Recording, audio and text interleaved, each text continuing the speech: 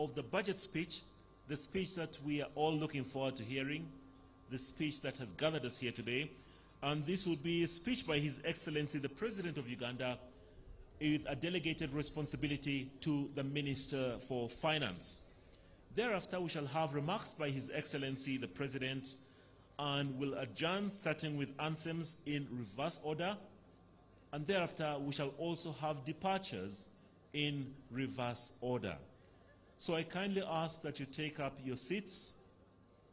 Please take up your seats, and we await the arrival of His Excellency, the President of the Republic of Uganda. I'm also happy to inform you that we have got several cultural leaders who are here, including the Iseba Ruli, the King of the Buruli Kingdom, and a high-power team from there. We also have, amongst other people and the guests, the Director General of the External Security Organization, Ambassador Joseph Ochwet. You'll forgive me if I don't mention each and every one of the guests that are here, but just to recognize that all the categories are very well represented here, and we are honored and really happy to have you in our midst today. Ugandans are looking forward or waiting for the presentation of the budget, and earlier we witnessed with our own eyes the arrival of the Minister for Finance carrying the famed briefcase. The Minister has already taken his seat in the dais and is now waiting for the procession of the Speaker that will be led by His Excellency, the President of the Republic of Uganda. So as we await the arrival of His Excellency, the President, we kindly ask that you take up your seats. We'll ask all our guests in the reception tents to please make your way back to the main tents. Thank you very much. Once again, over to the police and the prisons band.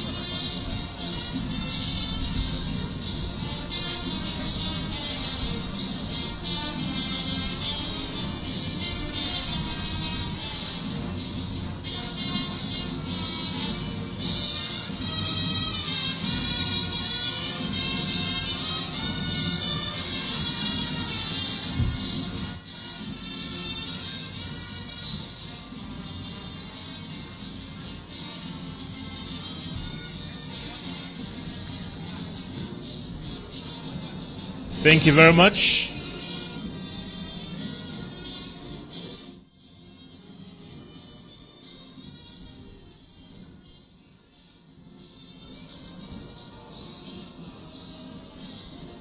Thank you very much, Police Prisons Band.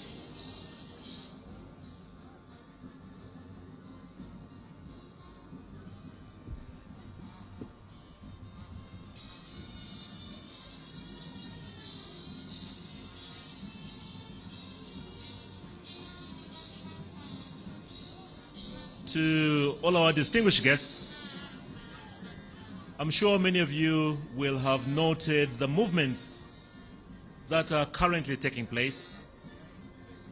The team, the procession is starting to form now. We have the Right Honorable Speaker, the Deputy Speaker, the Clerk to Parliament, and service chiefs that are now lining up at the edge of the red carpet in preparation of the arrival of His Excellency, the President of the Republic of Uganda.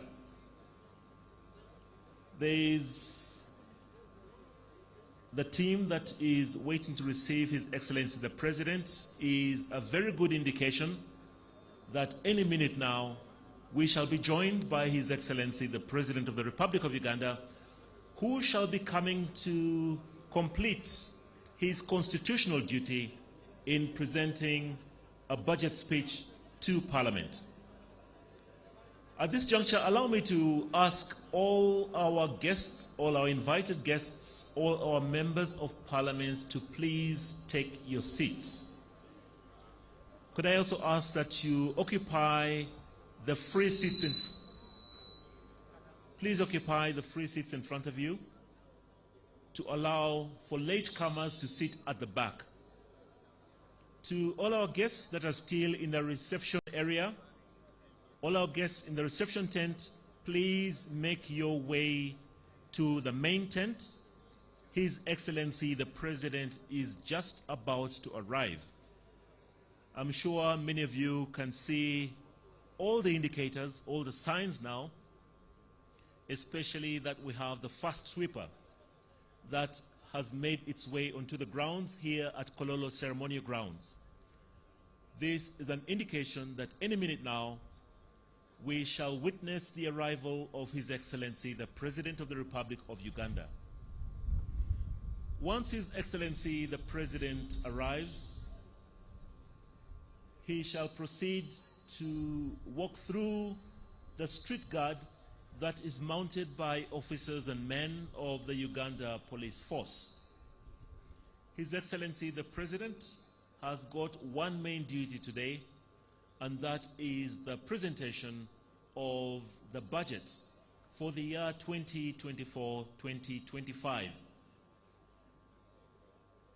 This presentation is likely to be made by the Minister for Finance, the Honorable Matia Kasaija, who is already seated in the main tent and is already in possession of the famed briefcase. This briefcase contains the estimates, the approved figures for the financial year 2024-2025. Once again, to all our guests that are seated in the reception areas, if you're seated in the reception or refreshment tents, please make your way over to the main tents so that we can have an orderly start to this parliamentary session. This parliamentary session, this is the second parliamentary sitting that we have of this, what we call the first meeting, which is like the first term of a parliamentary year. Last week, we officially opened Parliament for the fourth session, which is the fourth year of Parliament. And we convened here at Kololo to receive an address from His Excellency the President on the state of the nation. And amongst the things that he mentioned was about the key priorities that he hopes to achieve or implement during the financial year 2024-2025. So our gathering today is now to actually put figures that will now facilitate the priorities that His Excellency had mentioned in his address last week.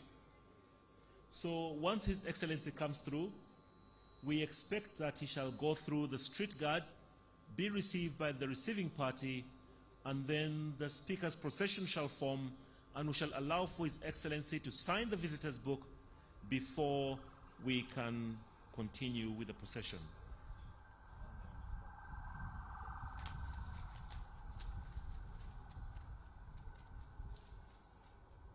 Once Parliament forms, we are going to have the national anthem and the East African anthem. Today we shall have only one stanza of the Uganda anthem, one stanza of the East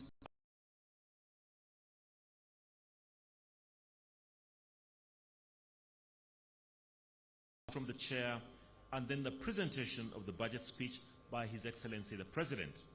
I'm sure you can all see now that there is every indication that His Excellency the President is joining us.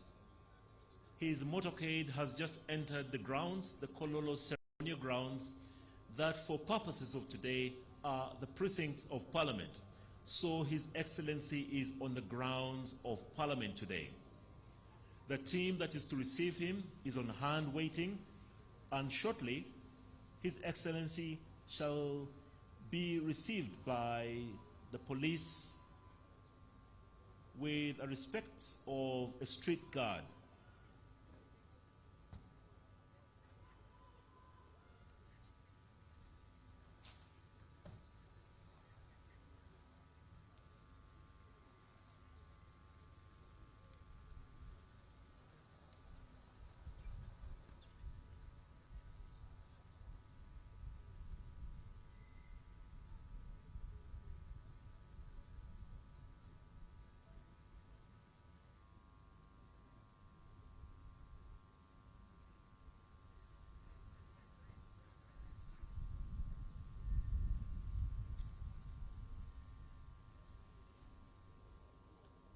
So once again, I kindly ask that you take up your seats.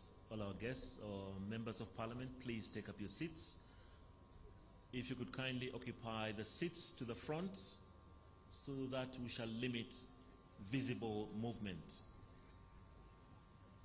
His Excellency the President is just about to step out of his official limousine and walk through the street guard before he is received by the receiving party, comprising the Right Honourable Speaker, the Deputy Speaker of Parliament, the Clerk to Parliament, and senior officials, as well as the service chiefs.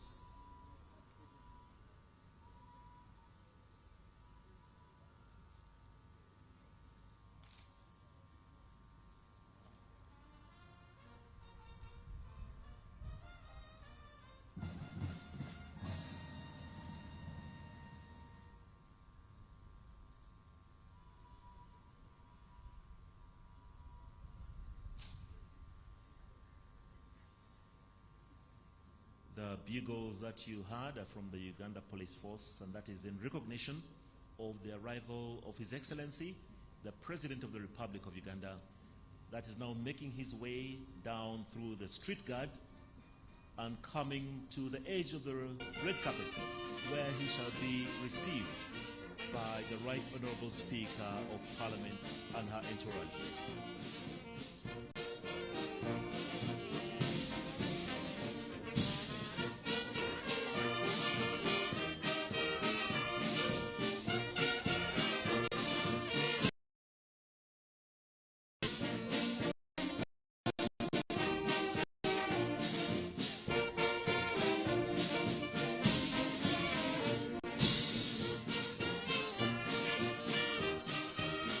His Excellency the President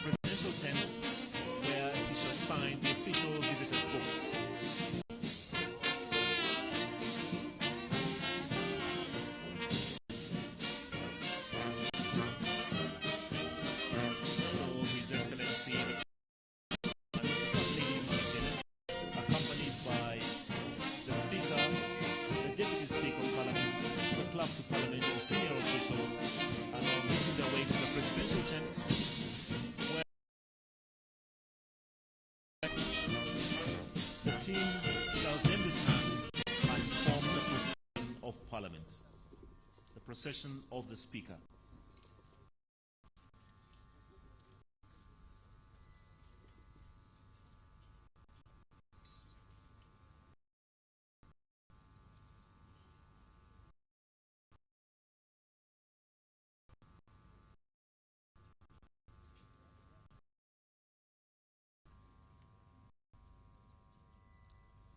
Just a reminder that today we are going to witness the second sitting of the first meeting of the fourth session of this 11th Parliament of the Republic of Uganda.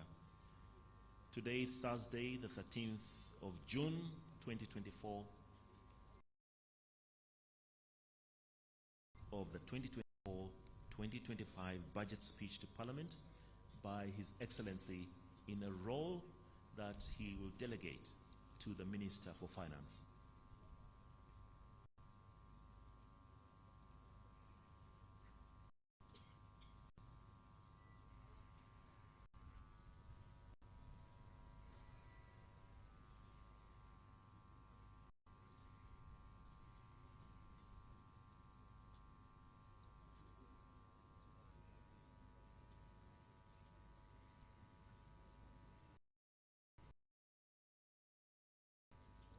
We invite the media to kindly step back now to allow for everybody to have a clear view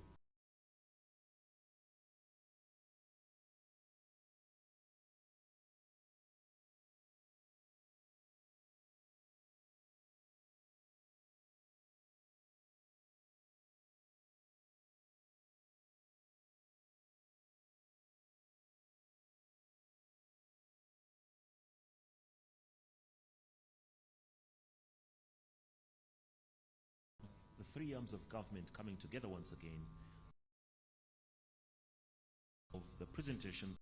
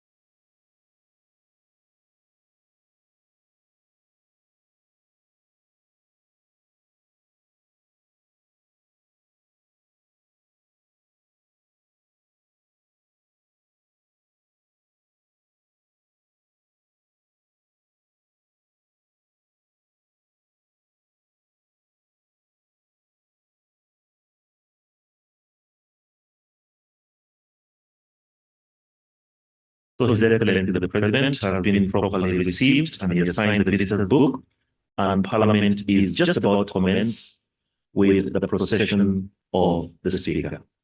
Thank you very much.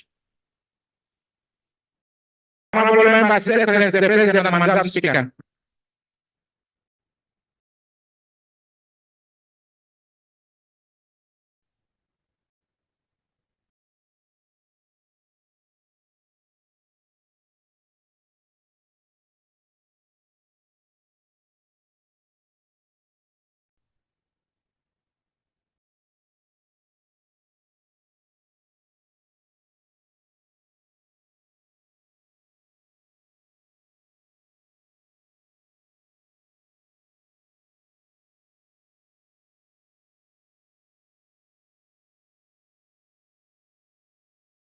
Anthems.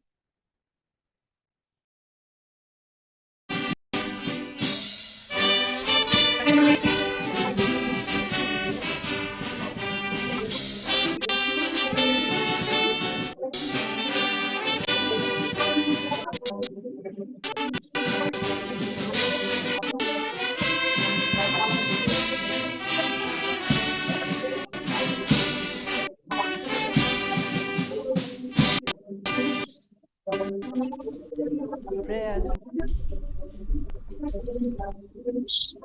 Almighty God, who in your infinite wisdom of leaders and parliaments for the welfare of society, government of humanity, we beseech you, look upon with your abundant favor. You have been pleased to call to the performance of such important trusts in this life. Let your blessing upon him grant that they may in presence treat all matters that shall come in just and faithful a manner as to promote your honor and glory, and to advance the good of those whose interests you have committed to the charge. Amen. Amen.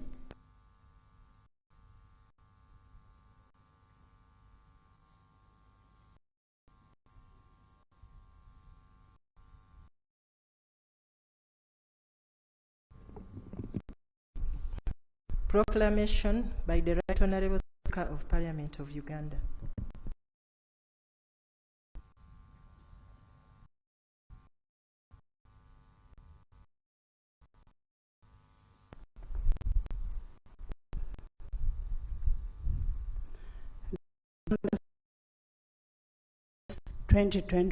Number 24, proclamation by the Right Honourable Speaker of Parliament in the address on the nation on the national year 2024-25.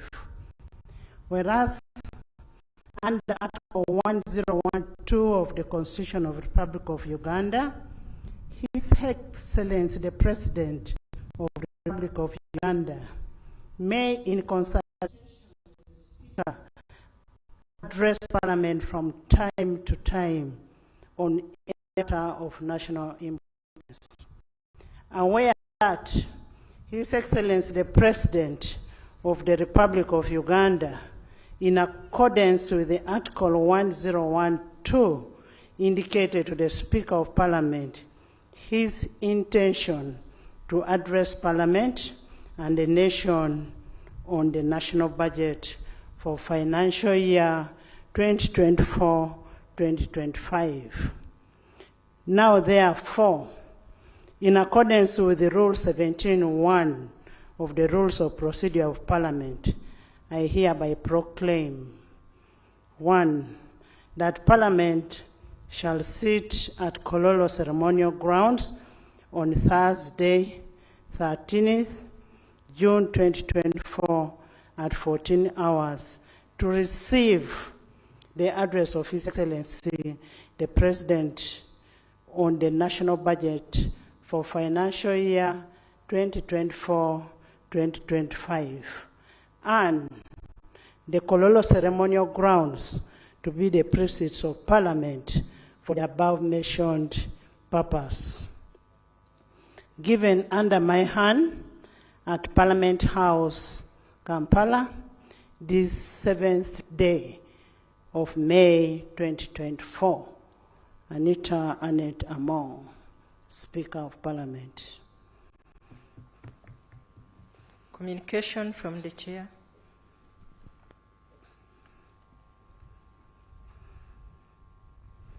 Your Excellency, the President of the Republic of Uganda, Yoweri Kaguta Museveni, accompanied by the First Lady, Mama Janet Kataha Museveni, who also doubles to be the Minister of Education and Sports, Her Excellency, the Vice President, Major Retired Alupo Jessica Eper, His Lordship, the Honorable Chief Justice, Chigamoy Alphonse Owinidolo, the Right Honorable Deputy Speaker of Parliament of Uganda, Right Honorable Thomas Tayebwa, the Deputy Chief Justice, His Lordship Richard Butera, the Right Honorable Prime Minister Robin Anabanja and her deputies, the Honorable Leader of Opposition in Parliament, Honorable Senyonyi Joel, the Cabinet Ministers and Ministers of State, the Vice Chairperson of NRM, Alhaji Chigongo, plus all the SEC members, Your Excellencies, the High Commissioners, Ambassadors and members of the Diplomatic Corps, Honorable Members of Parliament of Uganda and East African Legislative Assembly, the Inspector General of Government, Ms. Betty Olive Kamia Nansango, the guest speakers from our sister countries from Yala, the Head of Public Service and Secretary to Cabinet, the traditional, cultural and religious leaders that are present, the former leaders, the head of public agencies, corporations and parastatals, distinguished guests, ladies and gentlemen. I welcome you to the second sitting of the fourth session of 11th Parliament. You're most welcome. As you may recall, last week on June 6, 2024, we had the honor of hosting His Excellency the President at the stage of the opening of the fourth session of the 11th Parliament. During this significant event, His Excellency delivered a compelling address on the state of nation. Let us join our hands and clap for His Excellency for the address that he gave us on that day. And that was for the good of our country, Uganda. Today we are once again immensely privileged and highly gratified to host His Excellency the President, who is here to deliver the budget speech for the financial year 2024-2025 in fulfillment of his constitutional obligation under Article 155(1) of the Constitution of the Republic of Uganda, which states, "The President shall cause to be prepared and laid before Parliament in each financial year, but in any case not later than 15th day before the commencement of the financial year, the estimates and expenditure of government for the next financial year." Honorable members, today's budget speech is a culmination of a rigorous and comprehensive consultative process, which usually spans from a period of August to May in any given financial year. This process involves the various stakeholders and majorly guided by the 1995 Constitution of Uganda, the Public Finance Management Act 2015, the National Audit Act 2008, and the Local Government Act 1997. Your Excellency, the Parliament of Uganda has appropriately adopted its rules of procedure in Part 24 to preserve and foster participation and consultation during the entire budget process. This part of the rule of procedure comprises of 11 rules covering aspects such as the National Budget Framework Paper, the Ministerial Policy Statements, supplementary budgets, and appropriation.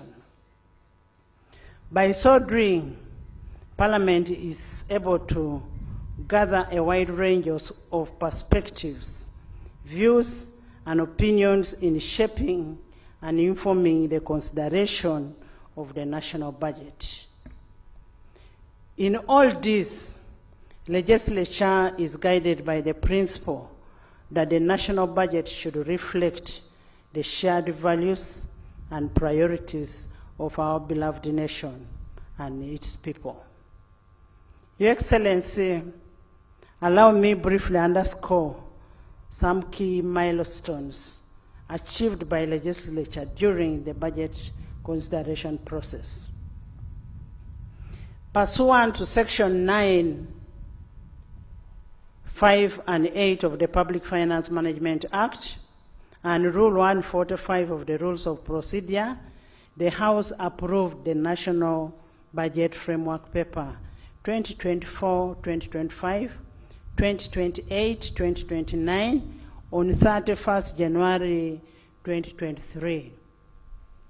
Pursuant to Section 12 of the Public Finance Management Act 2015 and Rule 149 of the Rules of Procedure, Parliament approved the Ministerial Policy Statements for the financial year 2024-2025 during the period of 4th to 12th April 2024. Pursuant to Section 8 of the Public Finance Management Act and Rule 150 of the Rules of Procedure, Parliament passed 5 tax and revenue bills on 16th to 16th May 2024 to enable the realization of revenues to finance the national budget for the financial year 2024-2025. In furtherance to Section 14 of the Public Finance Management Act 2015 and Rule 151-152 of the Rules of Procedure, Parliament approved the national budget for financial year 2024-2025 on 16th day of May 2024. And that's why we are here today.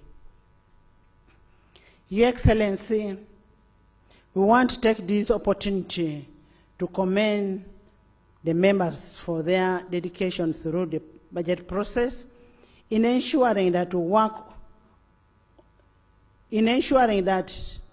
we not only met the legal and constitutional timelines, but also adequately interrogated the budget together with the Minister of Finance, Planning and Economic Development, the Attorney General, and the entire front bench. We want to thank you so much. I specifically want to single out the Minister of State for Finance and Planning and Economic Development in charge of general duties, Honorable Museveni Henry, for devoting time and effort to the relevant committees and the House throughout the budget process Henry, thank you so much. I also want to commend the permanent secretary and secretary to Treasury for his technical support to the minister and the continuous legal guidance from the Attorney General. I want to thank you so much. Without preempting the President's speech on the budget, I would like to highlight very salient issues that arose during the budget consideration process. One, the need for continuous resource allocation to agricultural mechanization, agro-industrialization, and value addition as a bedrock to wealth creation and a sustainable development. Two, the need to increase funding to the development of the tourist sector to optimally hasten Uganda's tourist potential. Three, the need to align resource allocation with the prevailing government policy on rationalization, that is RAPEX, which should translate into enhanced efficiency and elimination of duplication and wasteful expenditure. Four, the need for resource efficiency measures to address the risk of the debt burden. Five, the need to increase the public investment in productive growth areas and deepen financial inclusion. And eight, the growth of taxable formal sector so as to widen our tax base and improve on the GDP ratio. Six, Your Excellency, considering your consistent advocacy for integration of East African community, Parliament is cognizant of the need for strengthening and cascading the East African integration so as to ease the movement of people, goods, and services. Your Excellency, we share your passion and commitment towards the realization of the total federation of the East African community. Parliament pledges absolute support towards the realization of your vision for a united and a viable East African community so as to widen, strengthen, heighten, and deepen the economic, political, social, and cultural integration. And this would help us in improving the production, the trade, and investment in East Africa. The need to enhance the human capital development as a way of leveraging the competitiveness of the Ugandan population. Your Excellency, this budget that we are receiving today is a product of complementary working relationship between the three arms of government: the executive, legislature, and judiciary. This has led to improved transparency in budgeting process. We pledge to continue this cooperation in the best interest of our beloved country. Your Excellency and honorable members, today's budget speech is therefore an opportunity to demonstrate our commitment to prioritize the needs of our people and make sure that we achieve the vision of His Excellency on prosperity of a money economy, and that is through EMIOGA, the parish development model, the 4-acre prosperity development model, etc. Your Excellency and honorable members, as we embark on the financial year 2024-2025, I urge the accounting officers as entrusted stewards of public resources to exercise diligence and due of care in safeguarding and ensuring the efficiency and effective utilization of public resources. Your Excellency, previously we have urged accounting officers to share with the leadership of legislature any incidences of influence peddling. However, we haven't received any of such information. We urge the accounting officers to maintain open channels of communication and coordination with the leadership for transparency and accountability. Honorable members, in the discharge of our oversight and appropriation roles, let us avoid any inducement from these accounting officers. And this is prescribed in Appendix F of our Rules of Procedure, which talks about the conduct of members while on duty. Your Excellency, in the financial year 2024-2025, Parliament will duly exercise its oversight role of public expenditure through relevant committees in fulfillment of our commitment to transparency and accountability.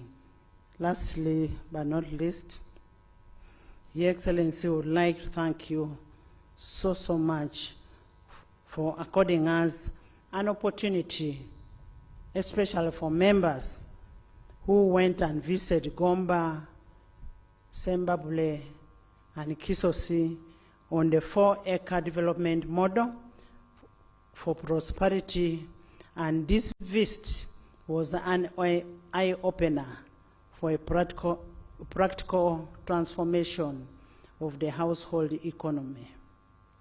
Your Excellency, your continuous inspiration and transformation approach to development and creating awareness to the populace that has led the people to follow your guidelines of transforming people from grass-thatched houses to the mabati. It is written in Lunyankole. I may not be able to mention how your book is written, but we know what is written in it, and we have really used it and tried to transform our communities. Your Excellency, I kindly request you to consider inviting the other members of Parliament who have not been there to see what has been done there, so that they can come back and preach the same gospel to their constituents. As we go for recess, we will be very available, and we request that maybe you invite the members of Parliament to go and visit that development 4-acre model. I now want to, as I conclude, I want to wish all our Muslim brothers and sisters a happy Eid Adha 2024. May Allah fulfill all your wishes as you've been praying. I say all this for God and my country. Presentation of the budget speech by His Excellency the President of the Republic of Uganda.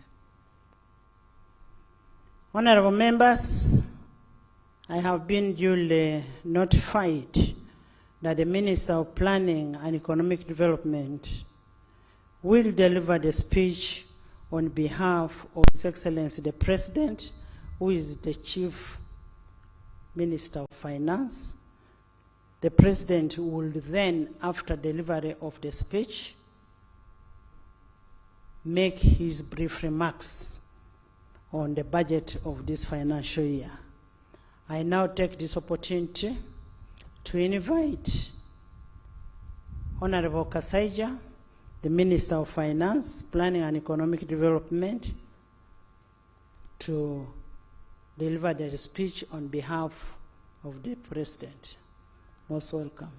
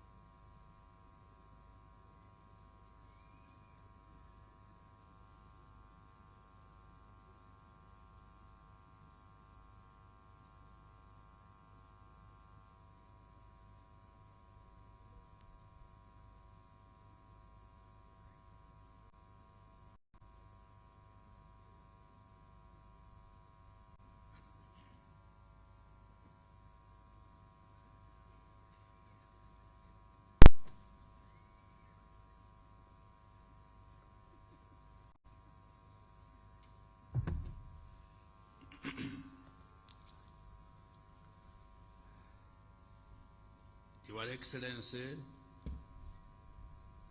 the President of the Republic of Uganda, Your Excellency Mama, the First Lady, the Honorable Vice President, the Right Honorable Speaker of Parliament, Your Lordship, the Chief Justice, the Right Honorable Deputy Speaker of Parliament, Your Lordship, the Deputy Chief Justice, the Vice Chairperson of the NRM Party, the Honorable Prime Minister, the Honorable Leader of the Opposition, Honorable Ministers, Honorable Members of Parliament, Your Excellencies, the Ambassadors and Heads of Diplomatic Missions, distinguished guests, ladies and gentlemen.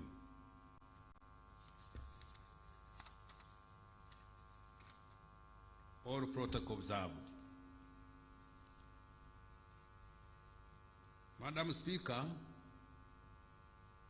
in fulfillment of Article 150, Part 1 of the Constitution, and on behalf of His Excellency the President, I rise to present to Parliament and to the nation at large the budget for financial year 2024-2025 as approved by Parliament. Madam Speaker, I want to start by thanking His Excellency the President for once again demonstrating a vote of confidence in me by extending my mandate as the Minister responsible for Finance, Planning, Economic Development, together with my entire political team at the Ministry.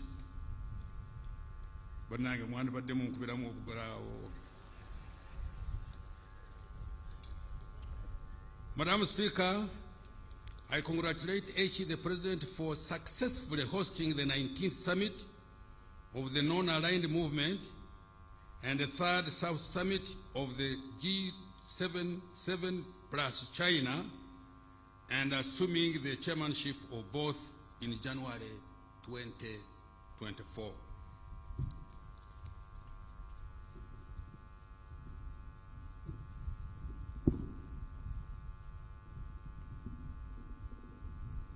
Now what are you doing? You're going to put it straight on my mouth? Come on, put it a little bit there.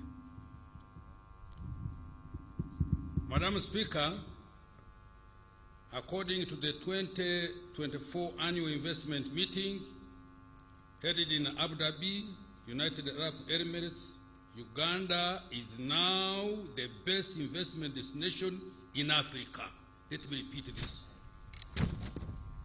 Madam Speaker, I congratulate His Excellency the President for successfully hosting, according to the 2022-24 annual investment meeting held in Abu Dhabi, United Arab Emirates, Uganda is now the best investment destination in Africa. Madam Speaker, His Excellency the President declared the 2021-2026 political term a kisanja for socio-economic transformation. He guided that the government and the entire country should focus on creating jobs, wealth, and increasing household incomes. The budget for financial 2024-25 is the fifth and therefore the last to implement the third National Development Plan. It will also set the foundation for implementing the government's strategy for expanding in the size of our GDP from about $50 billion in financial 22-23 to $500 billion by the year 2040.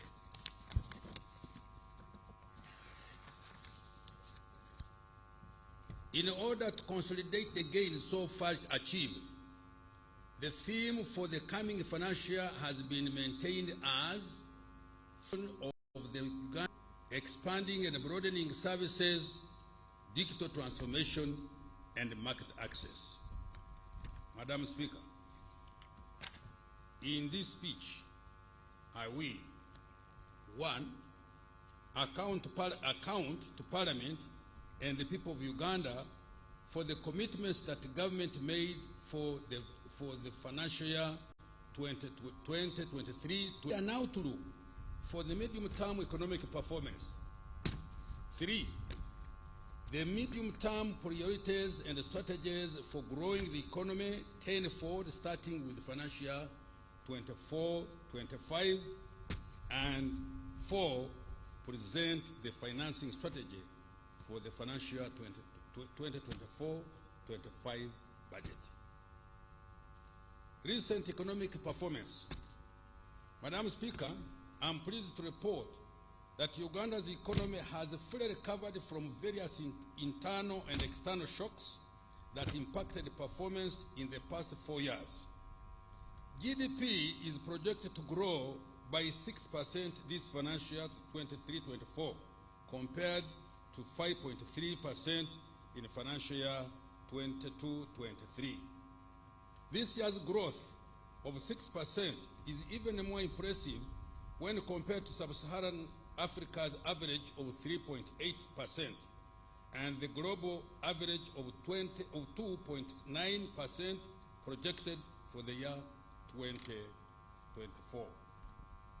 As a result of this robust growth, the size of the economy is now estimated at shillings 202 trillion, equivalent to $53.3 billion, up from shillings 184.3 trillion or $48.8 billion in nominal terms. If Ugandans agreed to share this GDP equally, each citizen would enjoy a GDP per capita of $1,146 compared to $1,081 registered last financial year 22-23. Madam Speaker, the improved performance of the economy is on account of higher growth in all sectors.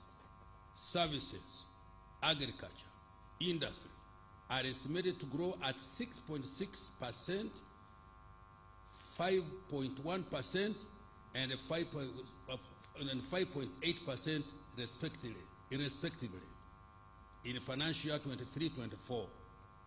In particular, growth in the services sector has been impressive, mainly driven by strong recovery in retail and wholesale trade, tourism, as well as communication and real estate activities. Growth in the industry was mainly driven by manufacturing, construction, and mining, while increased production of food and cash crops as well as livestock supported growth in the agricultural sector.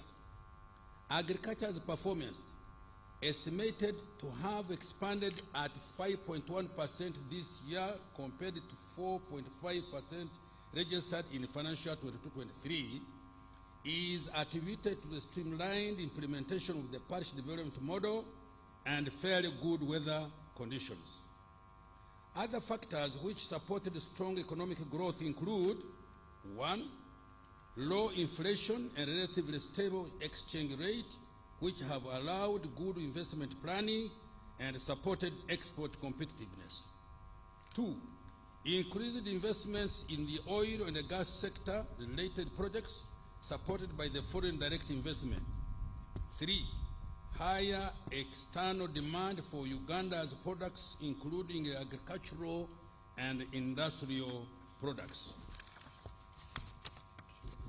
4, recovery of tourism supported by increased investment in tourism infrastructure and marketing. And 5, peace and security for persons and their property. I repeat this: peace and security for persons and their property. Madam Speaker, in March 2024, Uganda met the requirements to graduate from the category of least developed countries. Sorry, let me repeat. Madam Speaker, in March 2024, Uganda met the requirements to graduate from the category of least developed countries. Uganda also moved from the category of low human development to medium human development. This is the result of a consistent improvement in health, education, economy, and a decent standard of living. This is a big milestone achieved well before the country starts earning from oil exports. When oil and gas start to flow in the year 25-26 with the deliberate value addition to our raw materials and productive utilization of PDM and other wealth creation initiatives, attaining of prosperity for all and socio-economic will be faster. Madam Speaker, Uganda has contained inflation at an average rate of 3.2% in the 12 months to May 2024. Uganda's inflation is one of the lowest in the region. Annual headline inflation has reduced from the peak of 10.7% in October 2022 to 3.6% last month. The reduction has been a result of good coordination and of monetary and fiscal policies, leading to low inflation for most food crops, manufactured foods, and essential commodities like laundry, bar soap, sugar, and cooking oil. Interest rates. Madam Speaker, the commercial bank lending interest rates for shilling-denominated credit reduced to 17.7% in April 2024, compared to 19.3% in April 2023. Interest rates in the domestic debt market have remained broadly stable, averaging 11.2% on the one-year government treasury bills. To further reduce lending rates, government will continue to provide long-term affordable capital through various interventions. In particular, government will continue to capitalize the Uganda Development Bank, the Parish Development Model, the Agricultural Credit Facility, and the Small Business Recovery Fund to provide capital for wealth creation.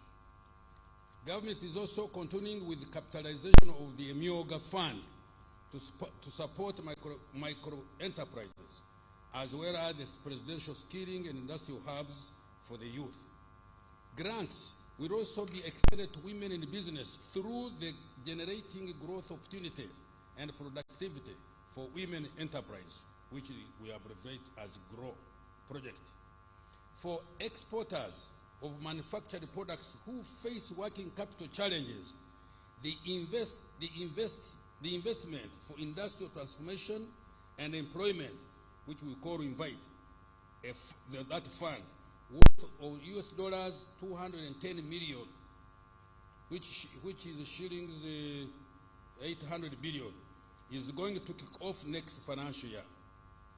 Private sector credit, Madam Speaker, private sector credit increased to shillings 21.454 trillion in April 2024 from shillings 20.47 trillion in April 2023, an increase of 5.2%.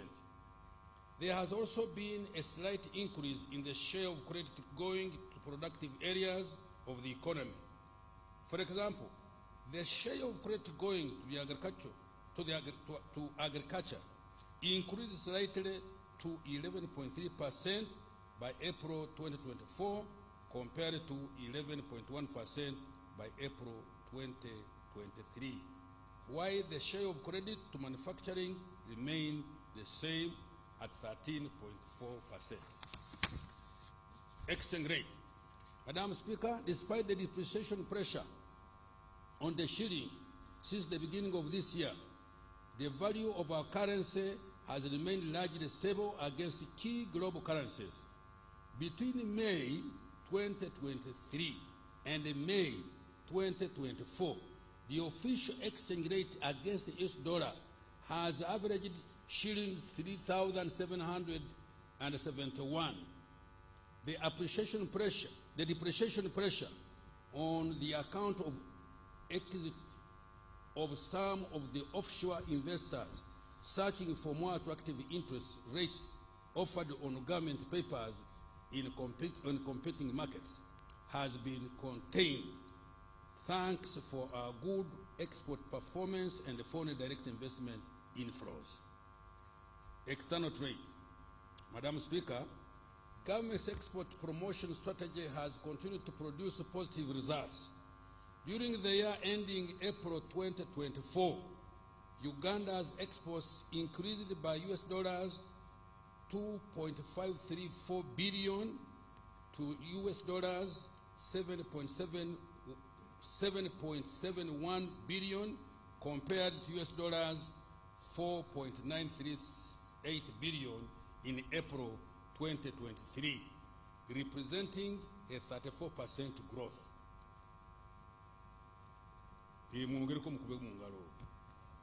This increase was largely driven by increased exports of gold, 75.7%, coffee, 21.9%, oil re-exports, 21.8%, simsim, 20.2%, tobacco, 10.3%, cotton, 6.9%, and light manufactured products, 4.9%.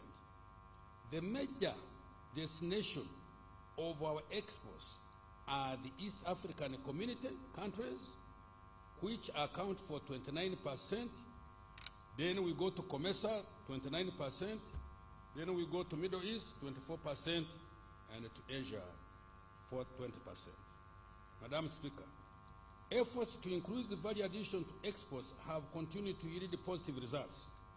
Exports of manufactured products have continued to be significant contributors of export earnings. In particular, in year 2023, cement exports reached US dollars 91.1 million, sugar US dollars 75.8 million, plastic products US dollars 62.6 million, soap US dollars 33.9 million, beer US dollars 25.8 million. This financial year 23-24, efforts to increase export performance have been strengthened through investing in targeted value addition initiatives and implementing several enabling trade policies. Madam Speaker, In the financial ending, Uganda imported goods worth $12.9 billion compared to $10.3 billion in the year ending April 2023. This increase in imports was largely driven by an increase in private sector imports of 20%, mainly to develop our nascent oil and gas sector. Foreign direct investment, remittances, and tourism. Madam Speaker, the inflow of foreign direct investment to Uganda amounted to $2.46 billion in financial year 22-23, and by December 23-24, additional FDI amounting to $1.27 billion had been attracted. Remittances by Ugandans living and working abroad increased to $1.43 billion in the calendar year 2023 from $1.3 billion in year 2022. Tourism revenues increased to $1.28 billion in calendar year 2023 from $1.07 billion in calendar year 2022. Employment. Madam Speaker, job creation ranks top on the government's socio-economic agenda. The number of workers subscribing to the various pension schemes in the country increased more than 3.4 million members in the financial year 23-24, an increase of 4.2% compared to 3.0%, sorry, 0.3 compared to 0.301 million members in financial year 22-23. Madam Speaker, the latest reports indicate that the direct beneficiaries of the Presidential Initiative on Jobs and Wealth Creation, MIOG, has reached 2,237,402 in December 2023. In the past 1 year alone, MIOG funds have created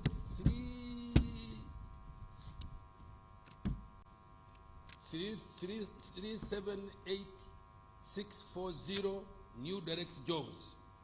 This was about 40,000 additional new jobs created compared to the new jobs created in the previous year.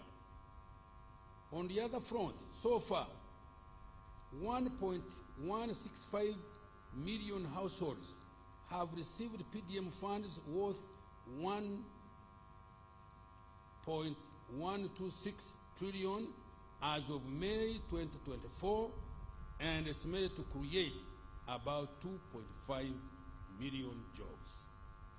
A total of 23,083 youth projects have benefited 263,897 youth under the youth livelihood program in areas of agriculture, trade, services, and industry.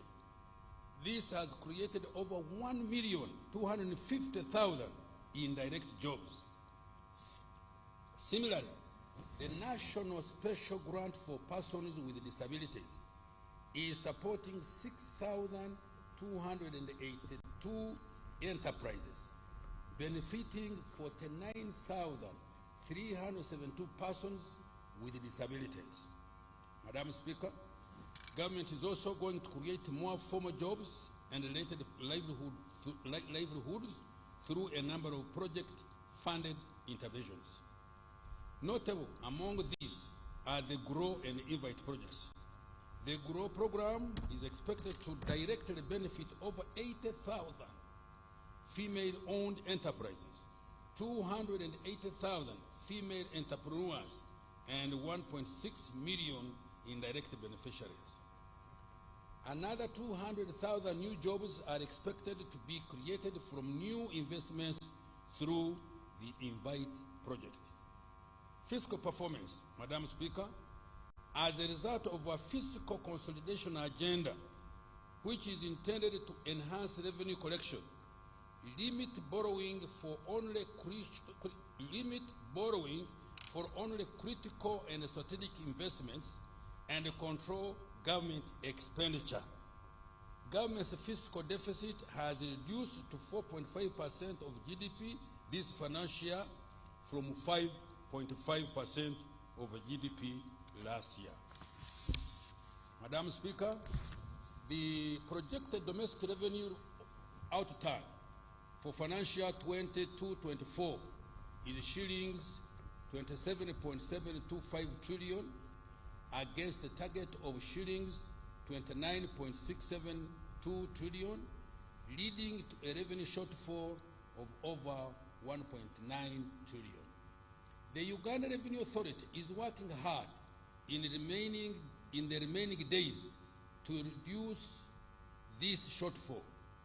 The revenue to GDP ratio is estimated at 13.6% of GDP in financial year 23-24.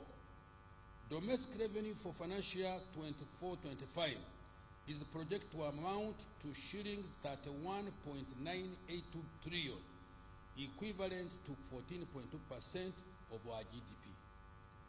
Economic growth strategy and outlook. Madam Speaker, Uganda's economic outlook is positive and optimistic. I repeat this.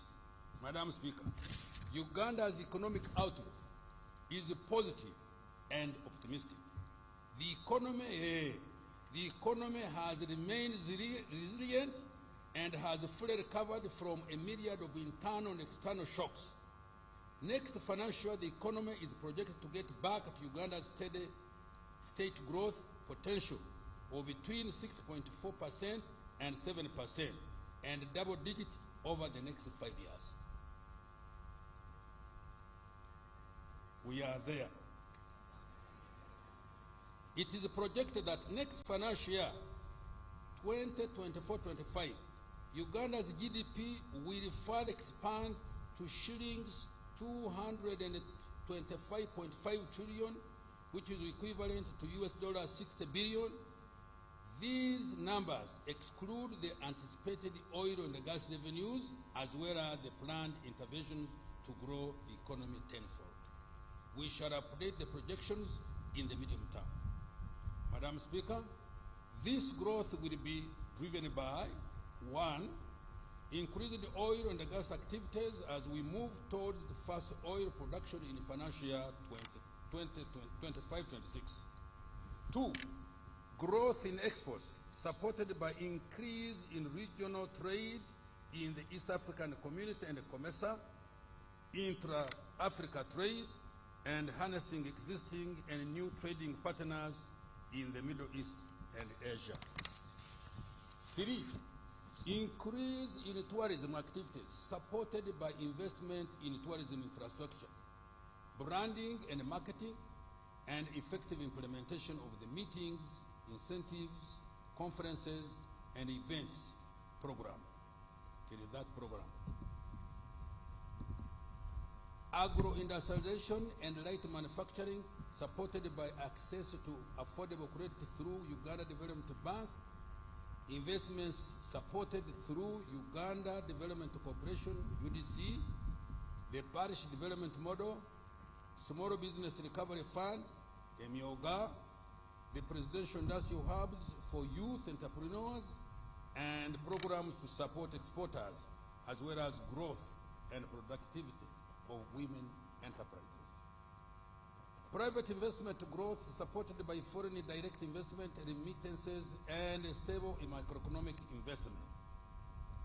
Continued investment in industrial parks, construction and maintenance of roads and bridges.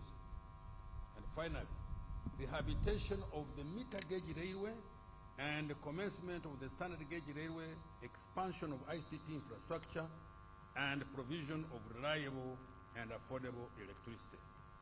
Madam Speaker, Uganda's growth strategy for the next financial year and in the medium term is anchored on 4 key growth drivers.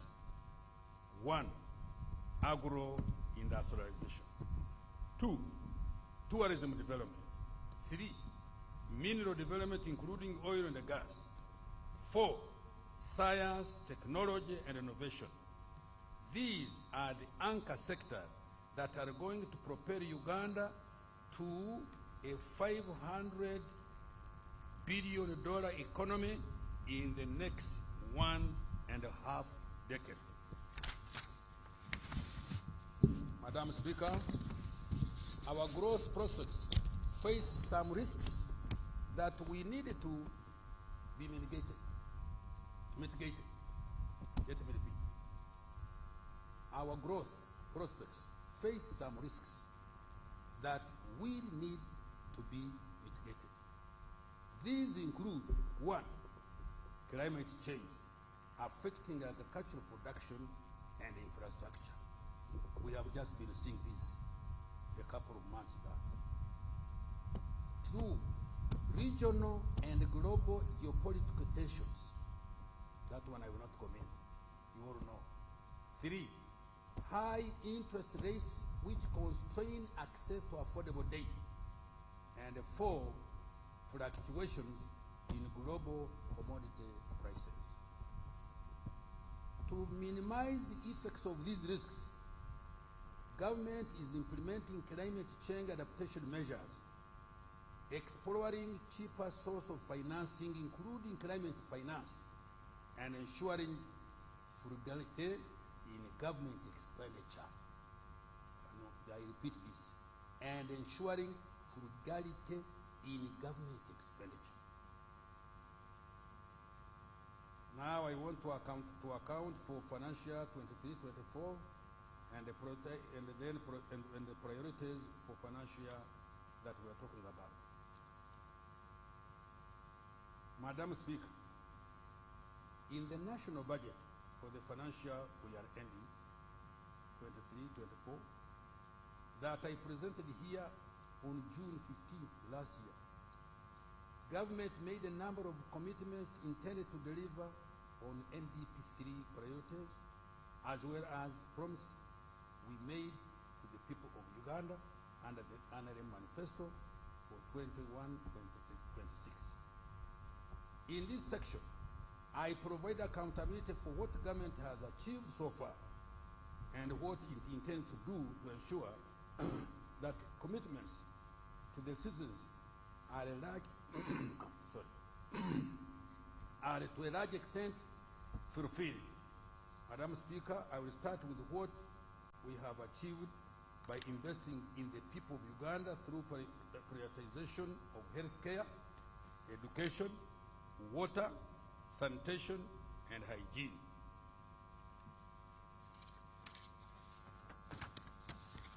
Madam Speaker, during financial 23-24, the following milestones have been achieved in the health sector.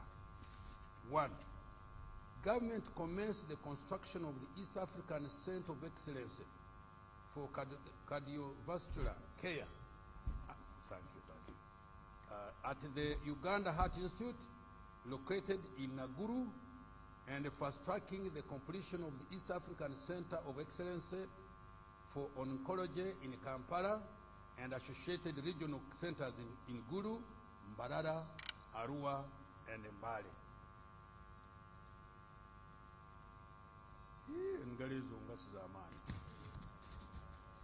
They don't encourage me.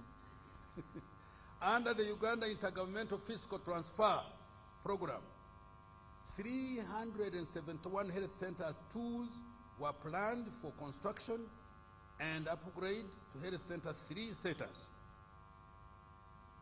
So far, 261 Health Center 2s have been upgraded to Health Center 3s and are fully operational. I hope the Minister of Health can testify on this. An additional 110 are ongoing at different stages. Meanwhile, 10 hospitals were rehabilitated in Usolwe, Kapchorwa, Kambuga, Wenge, Koboko, Amuria, Kotido, Kaberamaido, Kololo, and Kitgum districts. 3 regional blood banks in Arua, Soroti, and Hoima have been completed. 4. Government distributed a total of 25 million long-lasting insecticide-treated mosquito-based nets countrywide for the prevention of malaria. 5. Government also provided 116 new ambulances to 100 constituencies, another 10 ambulances for the regional referral hospitals, and 6 for the command center at Naguru, among others. Madam Speaker, to further enhance the health of Ugandans, a total of shillings 2.946 trillion has been provided next financial year, 24-25. The following interventions will be prioritized: promotion and implementation of interventions for the disease prevention and health education initiative against communicable and non-communicable and neglected tropical diseases and injuries. 2. Provision of essential medicines, where an additional shillings 100 billion has been provided. 3. Improvement of the welfare of the health workers, including medical interns and doctors designated as senior house officers. I have provided more wage allocations to facilitate the recruitment of staff for the upgraded health center 3s. 4. Construction and rehabilitation of more health infrastructure and provision of medical equipment to improve quality of care and provision of specialized health care. These include, among others, the Uganda Cancer Institute and regional cancer centers, the Uganda Health Institute, intensive care units, and an imaging center for referral hospitals. Designation of the national health system to facilitate service delivery and tracking of medical supplies and health workers' performance. 6. Construction, rehabilitation, and equipping of dilapidated hospitals across the country, including the Kampala metropolitan area. 7. Strengthening of the network of medical reference laboratories, including the establishment of the East African Community Regional Center of Excellence for Virology at Uganda Virus Research Institute and the National Public Health Institute in Uganda. 8. Establishment of a pharmaceutical industrial park and strengthening the National Drug Authority regulatory framework. Now I turn to education. Madam Speaker, government considers education as a key opportunity equalizer for all Ugandans, equipping them with knowledge and skills required for productive employment, as well as enabling them to live longer, happier, affluent lives. For this reason, the following commitments were prioritized and delivered in financial year 23-24. 1. Skilling in science, technology, engineering, and mathematics. 2. Construction and equipping of 21 laboratories across the country in selected secondary schools using UPDF engineering brigade. 3. Upgrading learning facilities in 12 technical institutes and 4 vocational education centers of excellence at Uganda Technical College in Ushenyi, Bukalasa, Lira, and Ergon. 4. Out of 259 seed secondary schools planned under Ujifit, 105 have been completed and 144 are ongoing. Madam Speaker, I have provided 2.497 trillion to further improve the quality of education, and the following are among the priorities. 1. Supporting the new curriculum for S1 to 4 students. 2. operationalization of all the 110 seed secondary schools and completing the 27 seed secondary schools under the UGIFT program. 3, commencing the construction of 60 secondary schools and expansion of 61 existing secondary schools under the Uganda Secondary Education Expansion Project. 4, providing loans to 5,192 degree and 1,125 diploma students who are on the government-funded loan scheme, both continuing students and new beneficiaries. 5, government takeover of the proposed Bunyoro and Busoga universities for inclusive and equitable access to university education. Bunyoro, you can talk. You can clap, because it has been a thorn in my flesh. Social protection. Madam Speaker, in the year we are concluding, government has provided social protection as follows. 1, continued with the provision of the senior citizen grant to 439,069 older persons across the country, amounting to a cumulative total of money, shillings 565.7 billion. 2, under the Special Enterprise Grant for Older Person Program, SEGOP, the government supported 590 group enterprises benefiting 3,636 older persons. 3, under the Youth Livelihood Program, a total of 23,083 youth projects have benefited 263,897 youth in areas of agriculture, trade, services, and industry. This has created over 1,250,000 direct jobs. And 4, through the National Special Grant for Persons with Disabilities, government is supporting 6,202 enterprises, benefiting 49,372 persons with disabilities. Madam Speaker, government will continue to support the welfare of elderly to keep them healthy and productive in their communities, while social assistance grant for empowerment, what we call SAGE, targets those above 80 years, SEGOP, ensure they, sorry, let me repeat. While social assistance grant for empowerment, what we call SAGE, targets those above 80 years, SEGOP ensure the inclusion of those in the age bracket of 61 to 71 years. That is for us now.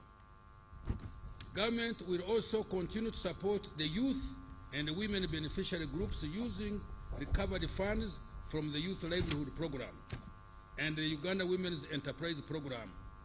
For greater efficiency, management of the two programs has been unified. Madam Speaker, I have provided an additional shillings 355.79 billion for social protection next financial year. Water, sanitation, and environment protection. Madam Speaker, as a result of government intervention, more Ugandans now have access to safe, clean water. Coverage in rural areas is now estimated at 67% and 70% in urban areas. Out of the 71,225 villages,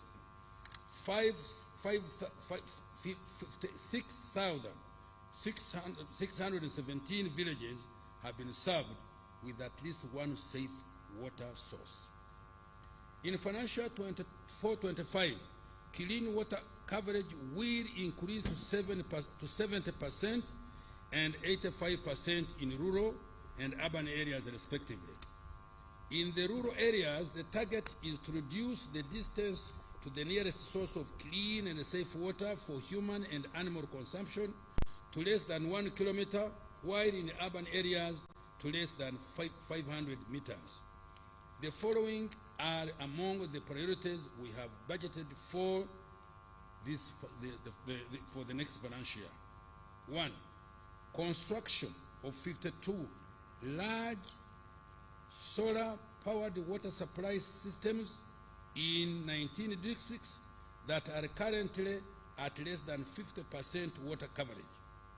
These are, let me mention them: Agago, Yumbe, Amadat, Kabong, Bulambuli, Buvuma, Buyende, Namuyingo, Rakai, Nakaseke, Sembabuli, Kibale, Asesi, Kiegegwa, Mubende, Yantonde, Kakumiro, Sanda, and Kisoro.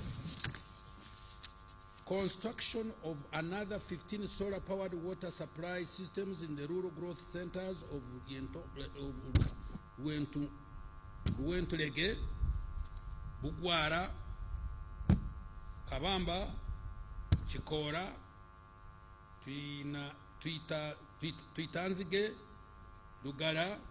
I don't know whether Muitanzige, but I've written Tuitanzige. I think it should be Muitanzige.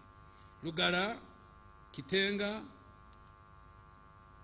Bukizibu, Bumwena, Igwaya, Kidera, Bugomorwa, Kitonge Nakasero, Kikonge, Kasese, Lubali. This will cover a population of over 272,000 persons. Completion of the construction of 31 town water supply systems and sanitation facilities in Bulangira, Kanapa, Aligoi, Opengate, Kawo, Karogo, Nyakashaka, Buikwe, Bundibujo, Kapchorwa, Kamuli, Namasale, Kaliro, Namungarwe, Butaleja Busorwe, Budaka Kadama Tirinyi, Kibuku, Kyankwanzi, Butemba, Ngoma, Dunya, Palabekekar, Damo, Obong, Damo, Rhino Camp, Ara Dufle, Amuru, Kole, Alangi, Zeu, Kachingo, Irir, and Lorengachora. Construction of 17 rural water supply systems in the refugee hosting districts of Ajumani, Lamo, Madi, Okoro, Moyo, Terego, and Yumbe.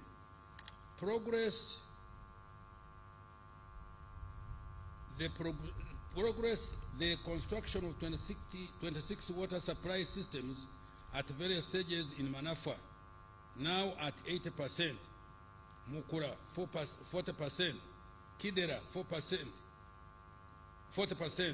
Atuturu 40%, Kadunguru 10%, Kaproron 10%, Oyorwa 20%, Bukumi 5%, Rubaya 50%, Bethlehem, Navigasa, phase 1, 50%, Kabura, Muizi, phase 1, 50%, Mabira, 50%, Bukiro, 50%, Nyakirira, also 50%, Bugarama, Karweru, 50%, Were, Katere Tere, 50%, Kagarama, Bushura, Kibuzije, also 50%, Nyanseke, 80%, Busare, 95%, Kibuzi, 100%, Adlang, Puranga, Pader, Kasao, phase 1, 5%, Kiebando, Kasimbi, 5%, Nabilatuk, and Dozilang. Increasing the water for production storage capacity for commercial farmers from 52.6 million cubic meters to 76.8 million cubic meters. Madam Speaker, to support the restoration of our environment and reverse the effects of climate change, government shall undertake the restoration of 42,450 hectares of degraded wetlands along the Awoja, Kanyeki, Ruhorobero, Nchwera, Chambura, Kiruruma, Naigombwa, Kibimba, Tochi, Aswa, Sezibwa, Mayanja, Muzizi, Mpanga, and Lumbuye water systems. In addition, government shall demarcate a 720-kilometer boundary with the concrete pillars along the following wetlands: Kibimba, Tochi, Sezibwa, Mayanja, Muzizi, Awoja, Mpologoma, Ishasha, Kandeke, Ruhorobero, Nchwera, Chambura, Kiruruma, and Naigombwa. A total of 15 million seedlings of assorted tree species shall be procured and distributed to individual farmers in several districts, as well as to refugee hosting communities in the Albertine region and in West Nile, as well as individual farmers. Madam Speaker, I have provided shillings 516.78 billion next financial year for climate change mitigation, natural resources, environment, and water resource management. Increasing effectiveness of wealth creation initiative, the parish development model. Madam Speaker, the PDM has now been fully rolled out. A total of shillings 2.4 trillion has so far been provided. The money is being transferred directly to beneficiaries in 10,585 parishes across the country. The introduction of the Wendy application by the government-owned Post Bank and its partners has saved beneficiaries the inconvenience of traveling long distances to open up bank accounts or withdraw their money. It has also enhanced transparency by providing full visibility and traceability for all funds up to the last mile beneficiary. The extensive mobile telephone coverage, both smartphone and KBDT, has helped to lower transaction costs for the PDM beneficiaries. Going forward, government will deepen the use of Wendy and other digital technologies and innovations to enhance financial inclusion and drive efficiency, accessibility, and effectiveness of the program. These technologies will gradually be extended to other wealth creation initiatives. The total of 1.165 million households that have so far received PDM funds have invested in intensive agriculture projects that include poultry, dairy, coffee, piggery, fish, fruits, and food crops. In the next few days, I will release the remaining 529 billion for this financial year directly into the accounts of PDM circles, into the PDM circles. Each PDM circle will continue to receive 100 million shillings. Madam Speaker, 1.599 trillion has been provided next financial year for the additional 100 million per parish to benefit more households. Government will also ensure effective implementation of Pillar 1, which includes input certification, provision of extension services, storage, value addition, and market linkages. Now in Myoga. Madam Speaker, to date, government has provided a total of 480 billion through Myoga. Out of this, a total of shillings 268 billion has been disbursed to 6,8 810 Emyoga circles.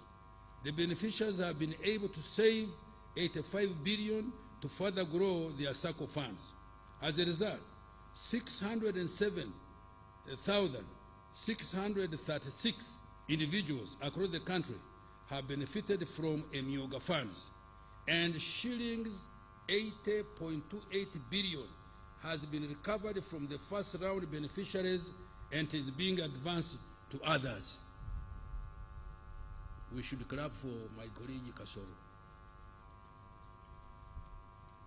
May I repeat this? Let me repeat it. I can see you didn't get it well. Emyoga. Madam Speaker, to date, the government has provided a total of shillings 480 billion through Emyoga. Out of this, a total of shillings 268 billion has been disbursed to 600,810 Emyoga circles. The beneficiaries have been able to save 85 billion to further grow their circle funds. As a result, 636 individuals across the country have benefited from the Emyoga funds, and shillings 80.28 billion has been recovered from the first round beneficiaries and is being advanced to others. Madam Speaker, in the next financial year 24-25, I have provided an additional 100 billion under Emyoga to support more Ugandans to create wealth and boost their incomes. Agricultural Credit Facility. Madam Speaker, since 2009, government has partnered with banks to support commercialization of agriculture through a credit guarantee scheme that provides up to 50% of the money loaned to a farmer. Cumulatively, government has invested 303 billion Uganda shillings, causing a cumulative loan disbursement of 860 billion. This money has enabled a total of 3,868 agricultural projects to access patient capital for commercial on-farm investment, post-harvest management, agro-processing, and trade in agricultural produce. Next financial year, government will continue to capitalize the SF with an additional of 30 billion Uganda shillings. Capitalization of UDB. Madam Speaker, Uganda Development Bank has grown into a formidable shillings 1.3 trillion bank in assets, providing patient and relatively affordable capital to those adding value to agricultural materials, manufacturers, as well as investors in tourism and hospitality, infrastructure, and education. It has created a total of 51,841 jobs. During financial 24-25, the bank will continue to provide capital to businesses involved in value addition, including promotion of innovation in the areas of science and technology. It will also support youth-led enterprises, manufacturers, and also provide working capital to exporters and those involved in import substitution. Green financing is also going to be enhanced to ensure climate adaptation and mitigation. To achieve this, government is going to further capitalize UDB with another 55 billion Uganda shillings. Government is also in the process of acquiring for UDB credit lines worth 1.083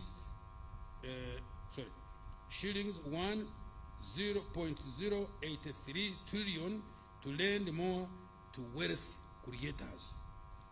Support to SMEs. Madam Speaker, 2 years ago, government set up Small Business Recovery Fund to provide soft loans to SMEs that had suffered financial distress during COVID-19.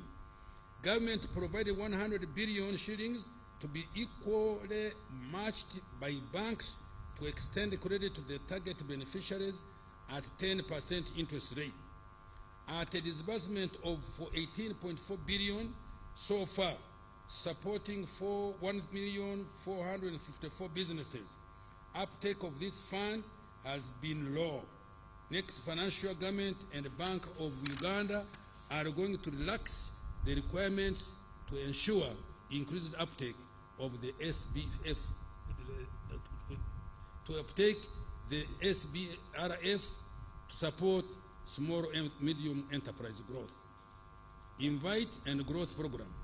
Madam Speaker, government is also implementing 2 programs, namely the Generating Growth Opportunity and Productivity for Women Enterprise, GROW, worth US dollars 217 million or shillings 824 billion, and the Investment for Industrial Transformation and Employment, Invite, worth US dollars 210 million, which is equivalent to 800 shillings billion. These funds are intended to support women-owned enterprises and value addition for export. Madam Speaker, government is also working hard to reduce the time, cost, complexity of business registration and licensing. A business facilitation center has been set up to centralize all business investor-related services to speed up registration and operationalization of businesses. Services that used to require weeks or months are now accomplished in just a couple of hours. This is going to enhance Uganda's competitiveness even further. Agro-industrialization.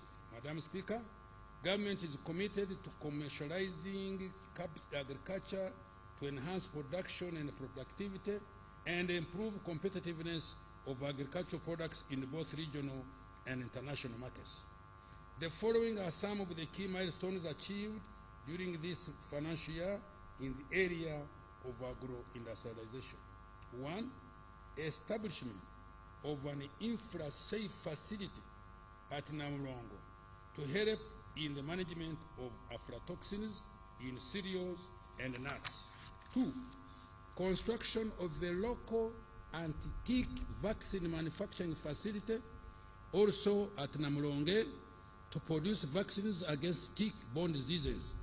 This will save the country US dollars 1.1 billion, which is lost annually due to tick-borne diseases, and tap into the shillings 3 trillion regional market for meat and milk. Increase the coverage of large-scale farmer mechanization to 40% from 32% in financial 22-23. A total of 1,240 tractors with all their accessories and additional 750 units of single-axle trucks were procured and distributed countrywide. Government also provided a number of policy tax-related support to private sectors so that we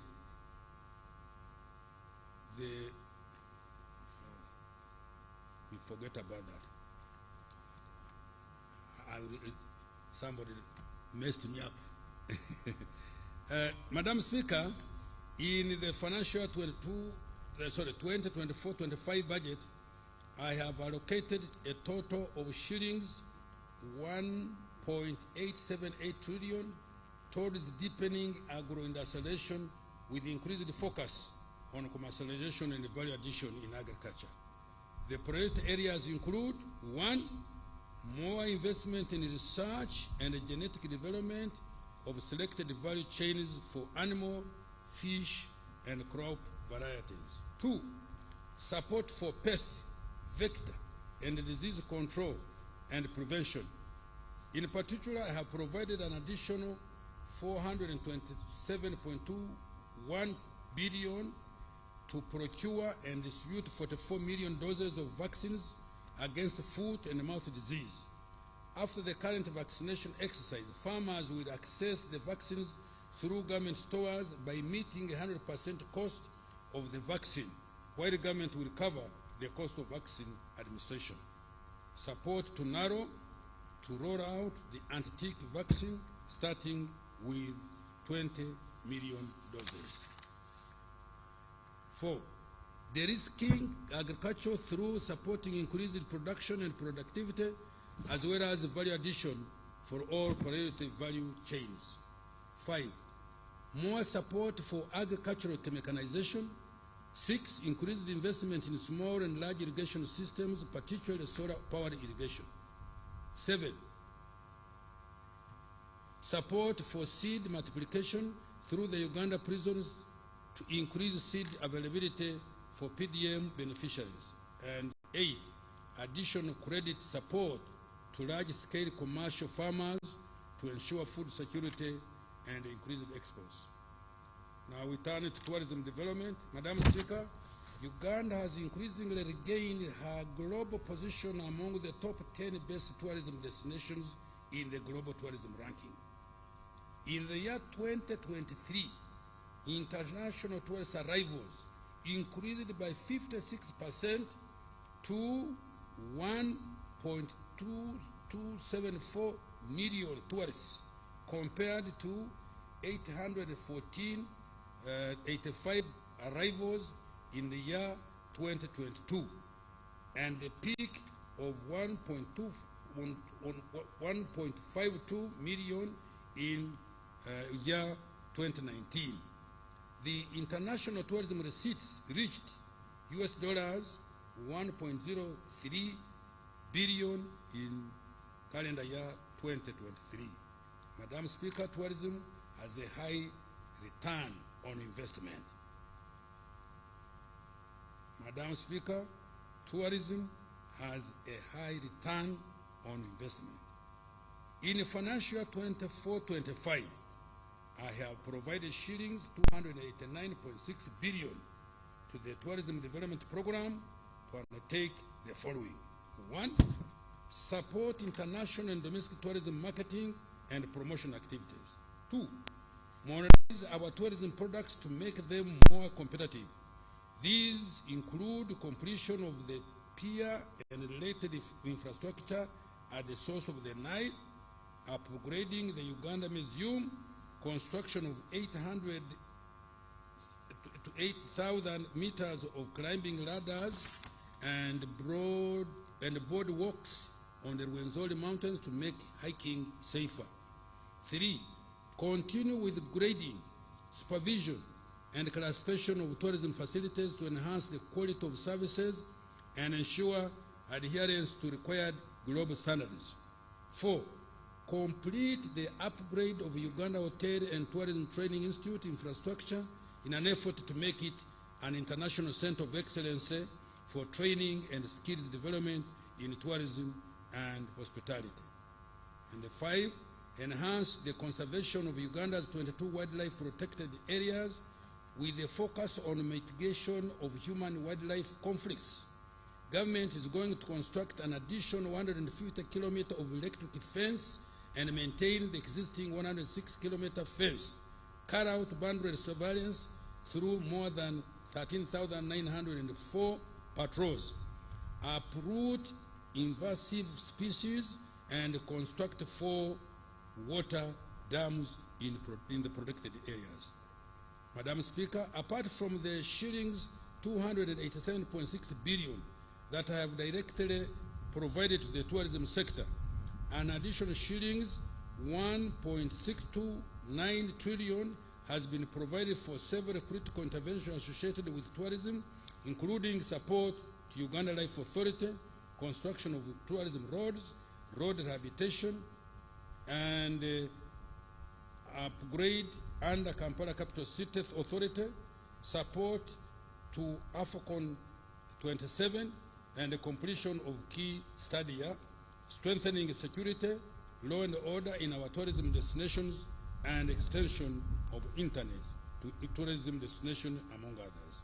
In particular, I have provided an additional 55 billion Uganda shillings to Uganda's mission abroad to support Uganda Tourism Board to market Uganda to potential tourists, market our exports, and attract more investors. Science, technology, and innovation. Madam Speaker, government has earmarked science, technology, and innovation as a key catalyst for the qualitative leap to achieve tenfold growth of our economy. This financial year, building on investments made in recent years, the following are the key achievements contained. Kira Motors Corporation. Government has supported Kira Motors to construct and equip a magnificent 2,500 vehicles per year manufacturing plant in Jinja Industrial Park. This facility has capabilities for bus and truck body manufacture, vehicle painting, powertrain manufacture, electronic key systems, and trim integration and production quality inspection and testing. The complex has so far manufactured 39 buses, of which 27 are electric and 12 are low-emission diesel. The company has orders of more than 100 buses from Tanzania, South Africa, Eswatini, formerly Swaziland, and Nigeria. This demonstrates the huge market potential for the vehicles. Kira Motors Corporation currently directly employs 168 people in engineering, production, marketing, and sales, and finance and administration. This number will increase to 600 once the plant in Jinja is fully operational. Madam Speaker, next financial year, government is going to support Kira Motors with shilling 32.5 billion to complete the plant and access working capital. Presidential Initiative on Banana Industrial Development, PIBID.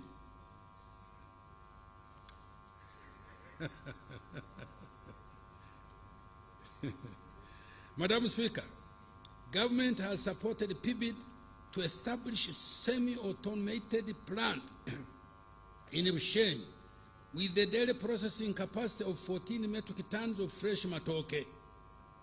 This project has shown potential for import substitution by replacing wheat and also by providing gluten-free starch products. These have high global demand. The company has started fulfilling international orders, including from South Korea, the Royal Kingdom of Saudi Arabia, Qatar, and Italy. PIBID currently employs 150 staff and collaborating with 6,543 farmers. Next financial year, government has provided an additional 50 billion to complete the capitalization of the company to transition into a self-sustaining business. The pathogen economy. Madam Speaker, the pathogen economy has made tremendous progress in developing vaccines, therapeutics, diagnostics, and other health care tools for our public health security and import substitution. The scientists at Makerere University developed a PCR diagnostic kit that has so far been used to conduct more than 2 million COVID-19 tests. This kit effectively halved the COVID-19 testing and saved Uganda more than US dollars 37 billion, that is shillings 140 billion Uganda shillings. A clinical trials platform for natural therapeutics, the first on the African continent. Let me repeat this. You know, when I hear something so good about Uganda, I want everybody to listen. A clinical trial platform for natural therapeutics, the first on the African continent, has been established. The human vaccines have completed animal studies and are under preparation for clinical trials. Madam Speaker, other government support under the pathogen economy has been directed towards the following special initiatives. 1.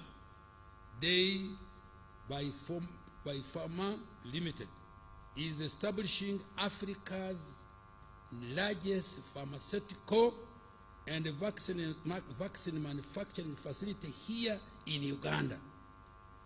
You can take the road to Bombo, you will see. The facility will create job opportunities for more than 10,000 science professionals and 30,000 others in support of the ecosystem.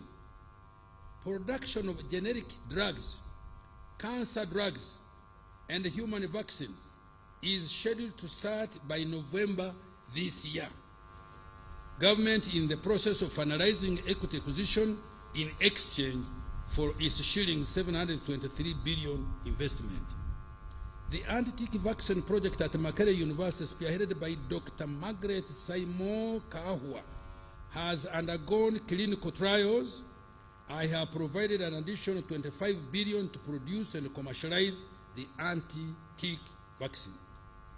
Government has also supported Jenner Hubs of Professor Patrick Ogwang, known for COVIDX, to undertake clinical trials of his natural therapeutics and establish an internationally certified production facility to manufacture and commercialize them.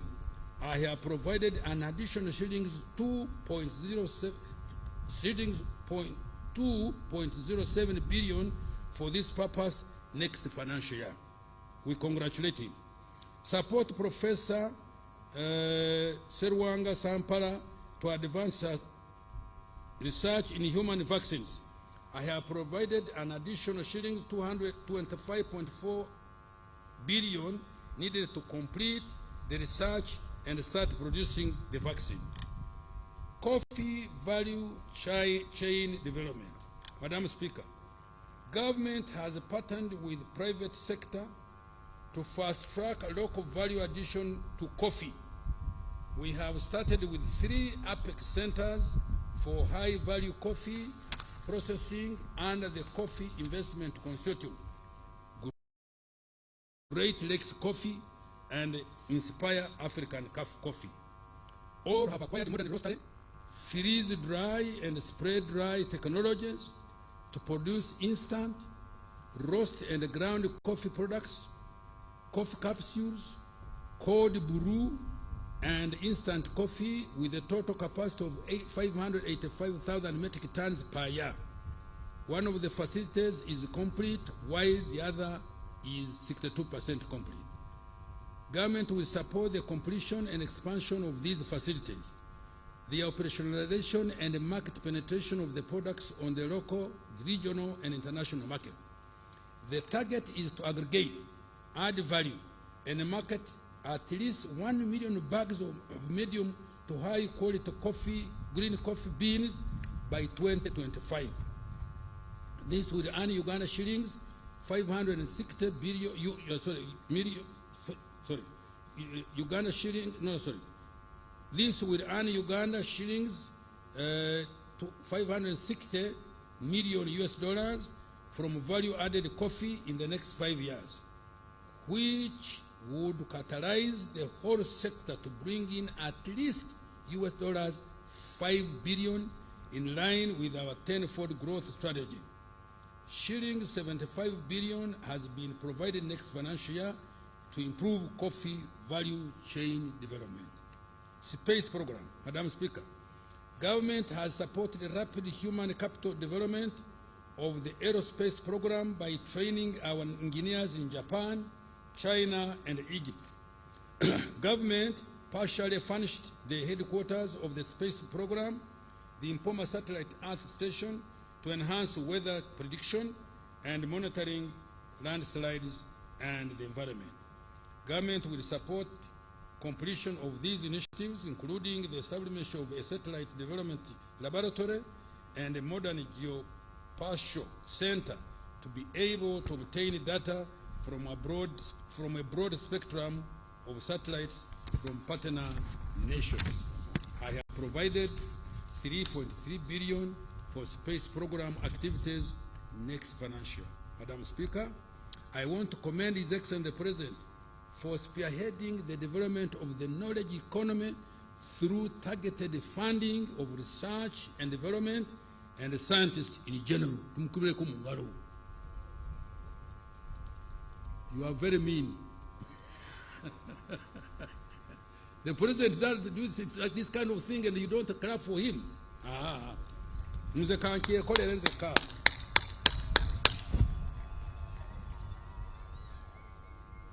Madam, mineral development now.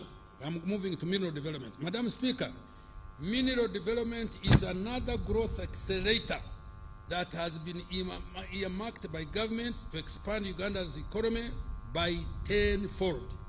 It is going to support resource-based industrialization into light manufacturing and high-tech exports. During the financial year we are ending, the following have been achieved in the mineral sector. 1. The entire country has now been fully mapped using airborne and ground geophysical technologies. 2.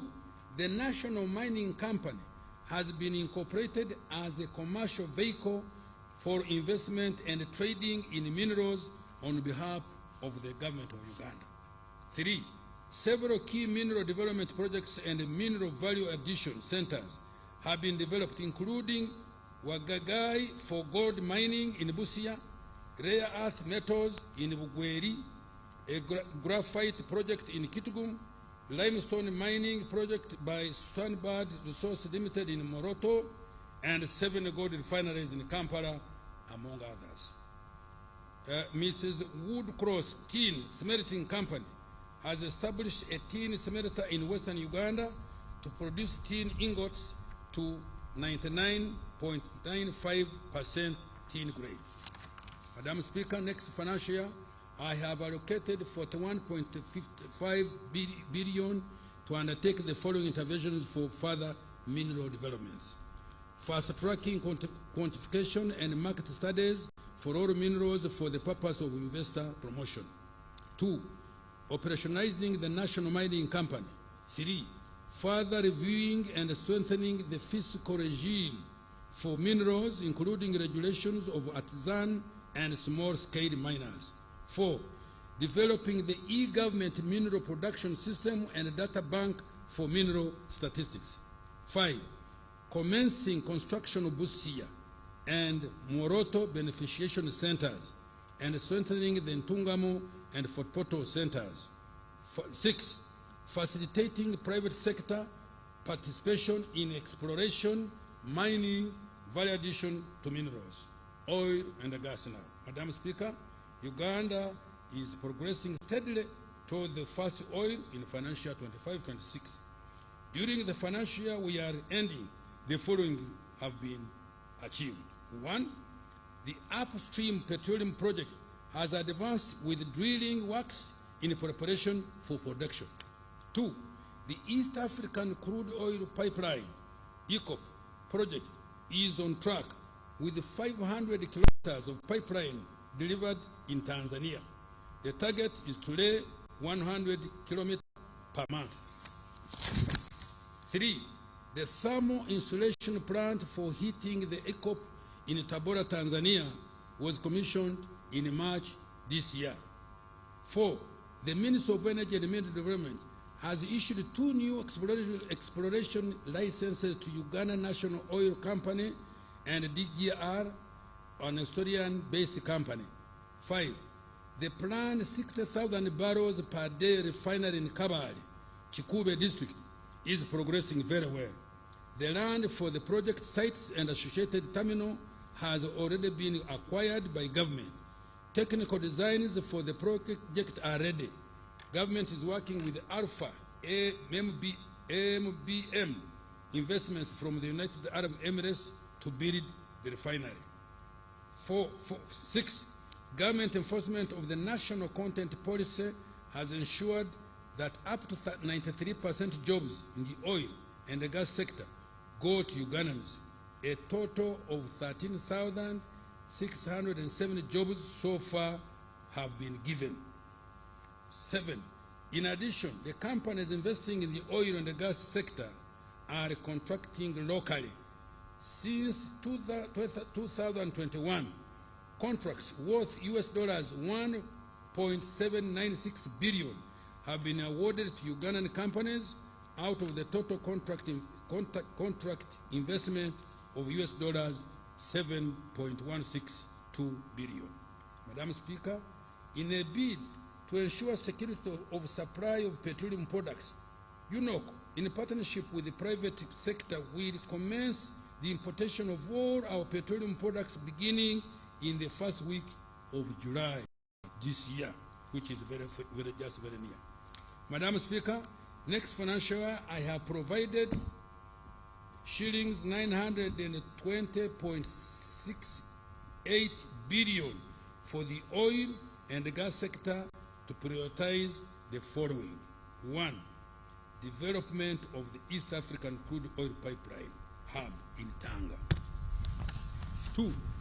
Continue the construction of the ECOP, including the necessary infrastructure to facilitate adherence to high-quality environmental standards. 3.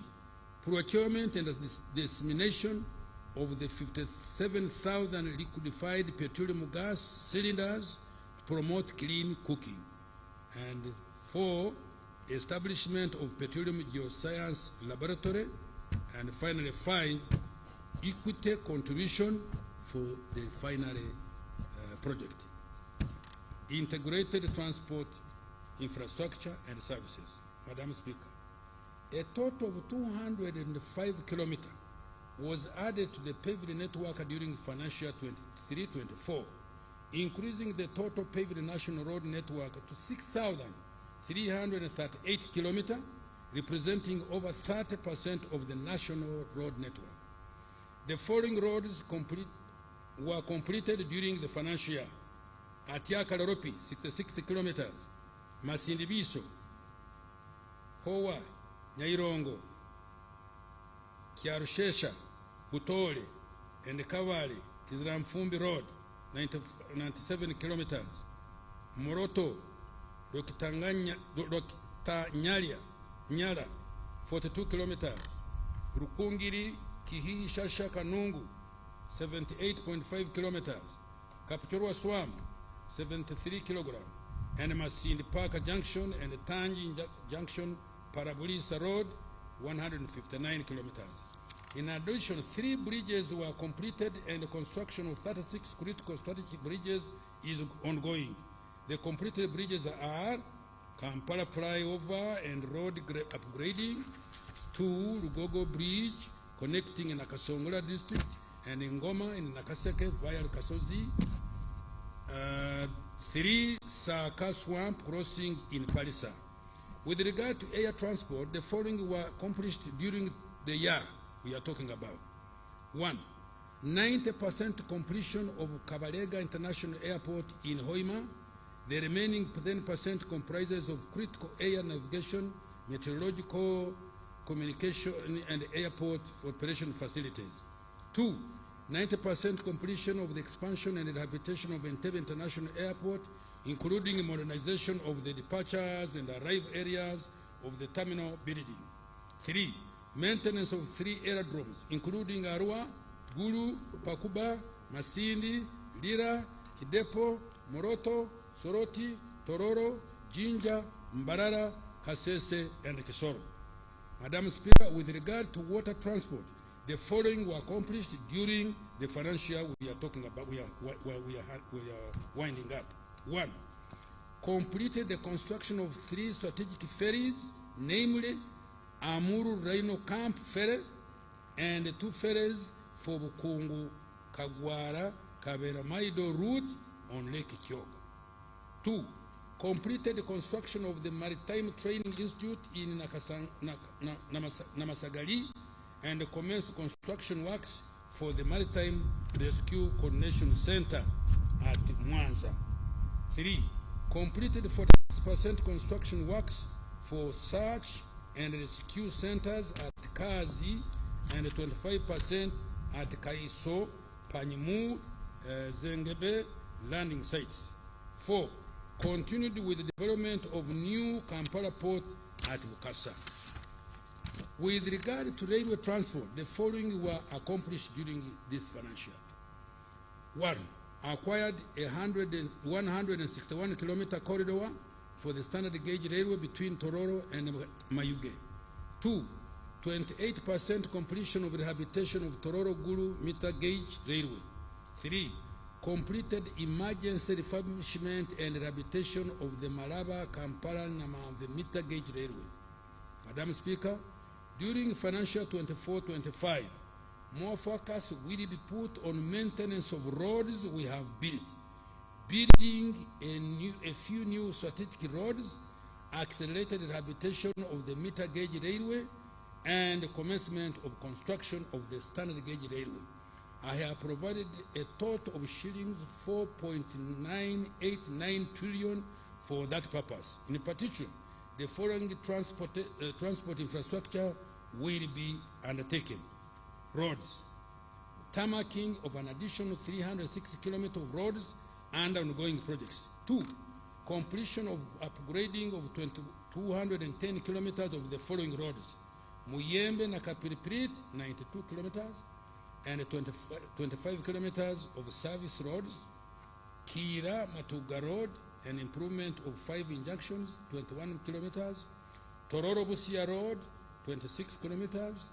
And Mayuge and Busia Town Roads, 18 kilometers. Kauku Werenga Road, 6.6 kilometers. And Namugonde Bugiri Road, 1.6 kilometers. Selected town roads, 5.6 kilometers in Palisa and Kumi. Selected town roads, 7.5 kilometers in Palisa and Kumi, 12.2. And remedial works on Untungamu, Kabale, Katuna Road, 65 kilometers. Commencing the upgrading and construction of 643 kilometers of following roads projects. Kisoro, let me repeat. Commencing the upgrading stroke construction of 643 kilometers of the following road projects: Kisoro, Lake Bunyonyi Road, Kisoro, Mugahinga National Park Headquarters, Koboko, Yumbe Moyo, Yumbe Ure Road, Kitugumu Depot, Namagumba Udadiri Narugugu Road, Katine Ocheru Road, and 2.1 kilometers of town roads in Kabera Maido and Karaki towns. Kienjojo, Kihura Wizi, Wamwanja, Kahumpe, and Empara Wiz, Iganga, Uropa, Kamuli, and Jinja, Mburamuti, Kamuli, Bukungu, and Jinja City Roads, Kisubi, Nakauka, Natete, Nakauka, Kasanje, Mpigi, Nakauka, Mauguru, Nanziga, Maya, Kasanje, Bwawaya. Upgrading to bitumen standards tarmac, 16.9 kilometers of roads in the Greater Kampala metropolitan area and the Gomba district. Completing the construction of 22 kilometers of Kayunga Nabuganyi Road. 6. Completing the construction of Kakiri Masulita Mawale Road. 7. Rehabilitation of over 10,000 kilometers of national and community access roads in various parts of the country. This will be in addition to routine maintenance under the Uganda Road Fund. 8. Commencing the construction works for Masaka, Kyotera, Mutukura Road, and rehabilitation of Nyendo, Vira Maria Road, and access roads. 9. Continuing with the ongoing construction of up 30 bridges and structures on the national roads, including Ara, Anzu, Gazi, Rhino Camp, Acha, Rhino Camp, Lugogo Swamp Crossing, Nabuhakia, Nambora, Namsimeri, Sahana, Kamisaru bridges, Rubonji Bridge, Maziba, Kiruruma, Wembio, Kajweng bridges, Kamirwa, Nyakambu, Kochi, Osu, Odrua, Dunga, Mahoma, Mpanga, Nabuswa, and Perepa bridges, among others. Development of water ferries. Madam Speaker, the construction of 2 Lake Bunyonyi ferries is currently underway and will be completed next financial year. Now, air transport. Madam Speaker, shillings 162 billion has been provided for completion and operationalization of Kabalega International Airport in Hoima, and plans are underway to acquire at least 2 mid-range aircraft and 2 cargo aircraft to facilitate exports in the medium term. Information and Communication Technology, ICT. Madam Speaker, during the financial year we are concluding, the following have been achieved in the ICT sector. 1. A total of 4,354 kilometers of fiber cable have been laid across the country, connecting 1,523 key government service delivery units to the national backbone infrastructure. 2. The internet penetration in the country has increased 64% from 25% in 2017, and the share of government services provided online is now at 40%, up from 20% registered in 2017.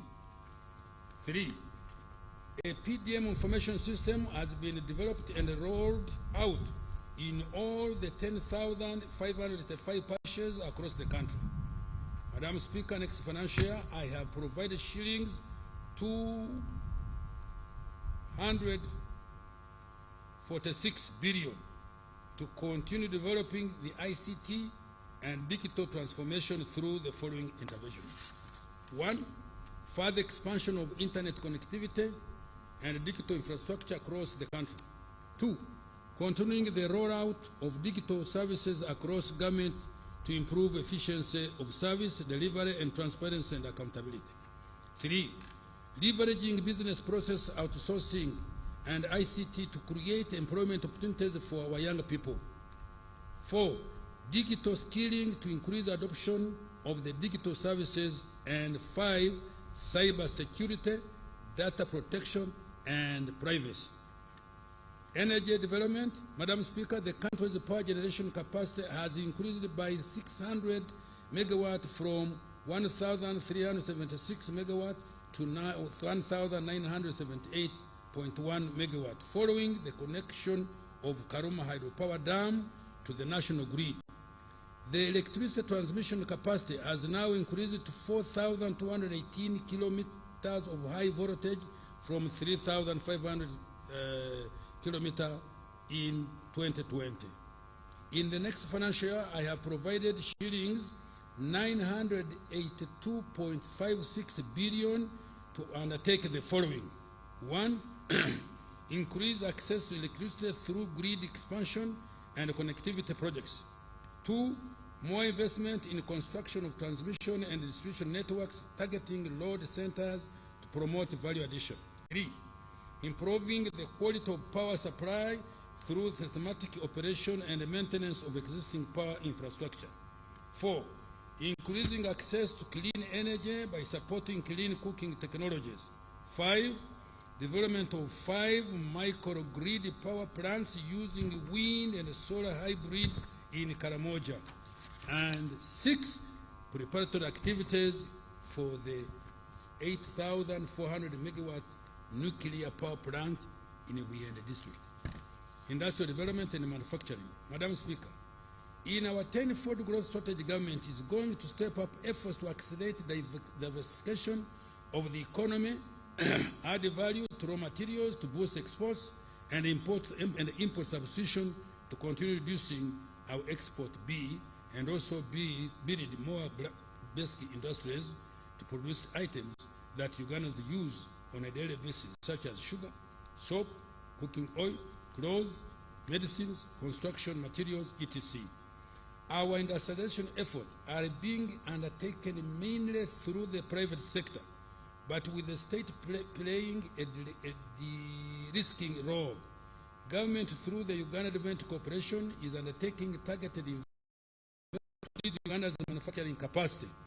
During the financial year we are ending, the following investments have been undertaken by UDC to increase local manufacturing capacity. 1.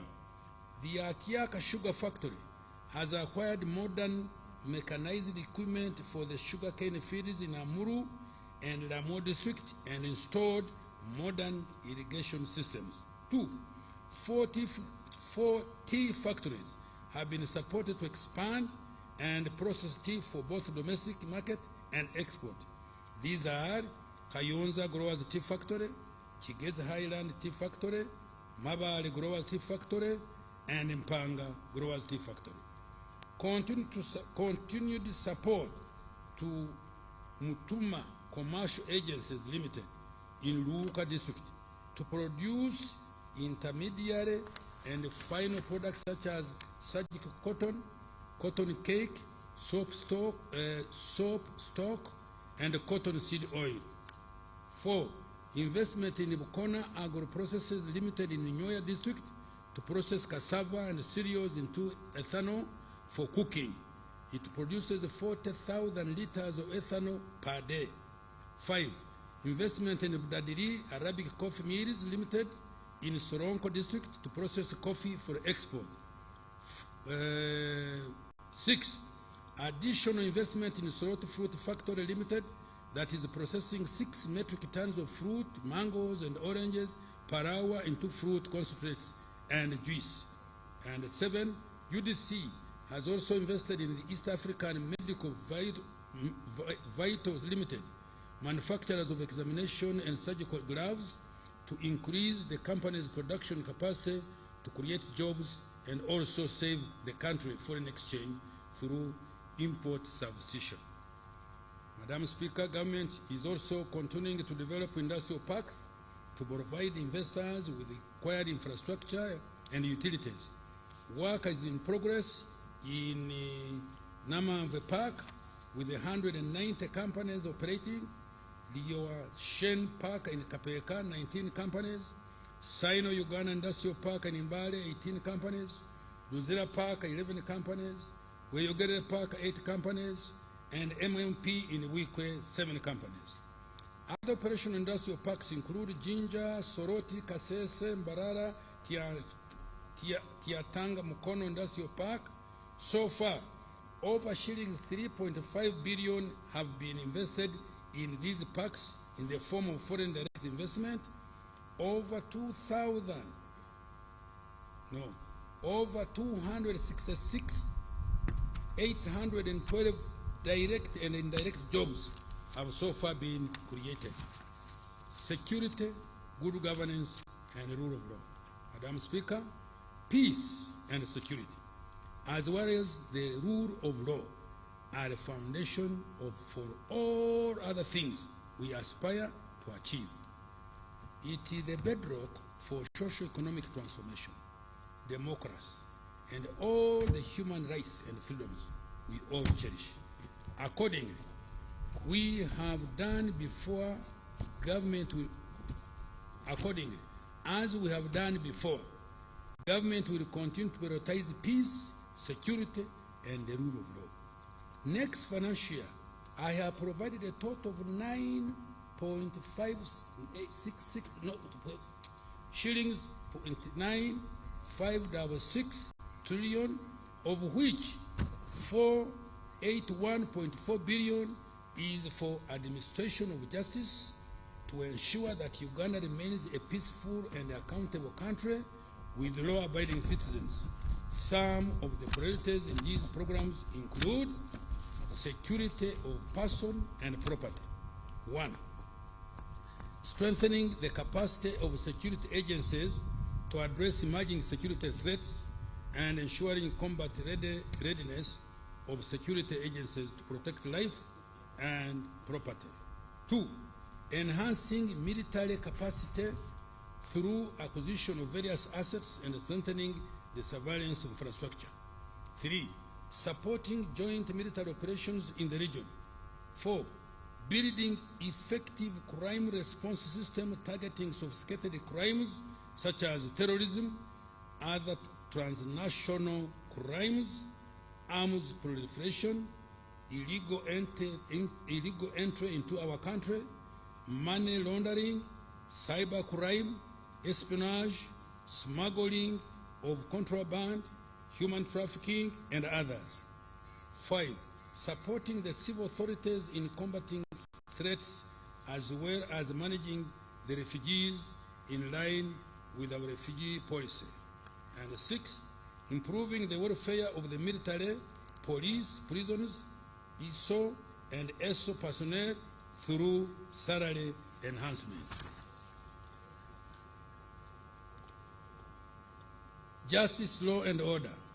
Strengthening justice, law, and order service delivery systems by A, recruiting 10 more high court judges in commercial and land divisions to enhance adjudication of commercial and land cases to eliminate backlog. B, recruiting 5 more justices of Court of Appeal in line with Judicature Amendment Act 2024. C, more investment in court automation to cover an additional 10 courts to enhance efficiency, reduce human contact, by extension reduce incidents of corruption. D, promotion of alternative dispute resolution mechanism to complement the formal adjudication of cases. E, starting construction of regional courts of appeal in Imbarara and Gulu, high courts in Hoima and Masindi, chief magistrate courts in Amorota, Buro, Rakai, and Katine, and magistrates grade 1 courts in Busembatia, Nyarushanje, Rubuguri, and Adwari. F, promoting the use of scientific evidence in investigation and prosecution of cases, including construction of the National DNA Data Bank at the Government Analytical Laboratories at Wandegeya. G, mass enrollment for and renewal of national IDs and automation of immigration and business registration services. H, reforming laws and the due process to ensure faster and expeditious resolution of disputes, among others. Natural disaster response and management. Madam Speaker, I'm about to close. During financial year 23-24, government supported 93,930 households with relief food and non-food items across the country. Next financial year, I have provided shillings 18.1 billion plus a contingency fund of 146.26 billion to support disaster response and management, including operationalization of the National Disaster Risk Management Plan. 2, support 50,000 households with food and non-food items across the country. 3, provision of funds to Uganda Red Cross Society to support disaster victims. And 4, supporting the resettlement of 1,000 households that were displaced by landslides and floods in the Elgon region, including the districts of Duda, Manafa, Bulambuli, Namisindwa, and Soronko. Government strategy for financial 24-25 and the medium term. Madam Speaker, in line with HE President's guidance, my ministry, in collaboration with the National Planning Authority, has developed a strategy for growing Uganda's economy tenfold. The target is to expand the size of the economy from about $50 billion last year to $500 billion by 2040. Government has identified 4 anchor sectors to drive this growth. These are agro-industrialization, tourism development, mineral development including oil and gas, and science, technology, and innovation including ICT. Madam Speaker, these are the ATMs that are going to mint money for Ugandans next financial year and in the medium term. The detailed enabling policies, interventions, and actions will be contained in the forthcoming fourth National Development Plan. Madam Speaker, to achieve this ambitious goal in the next 15 years, we must deliberately and pragmatically do the following. 1. Double the size of GDP every 5 years for the remaining 3 national development plans. 2. Raise per capita GDP 6-fold from the current US dollars 1,146 to about US dollars 7,000 in financial year 2039-40. 3. Double the level of savings in the economy from 20% of GDP to 40% of GDP in 2040. 4.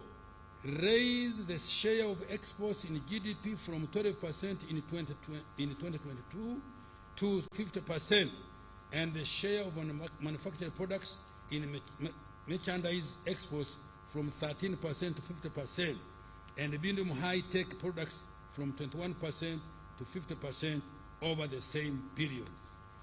5.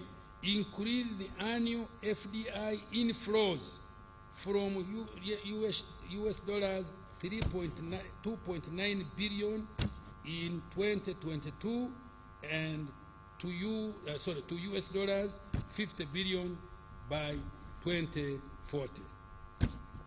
6. Accumulate the stock and the quality of human capital, skilled workers, physical capital, energy, railway, roads, air travel, and internet infrastructure, and natural capital, forests, swamps, rivers, and lakes.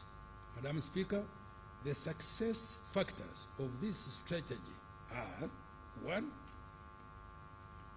Enhancing the capacity for effective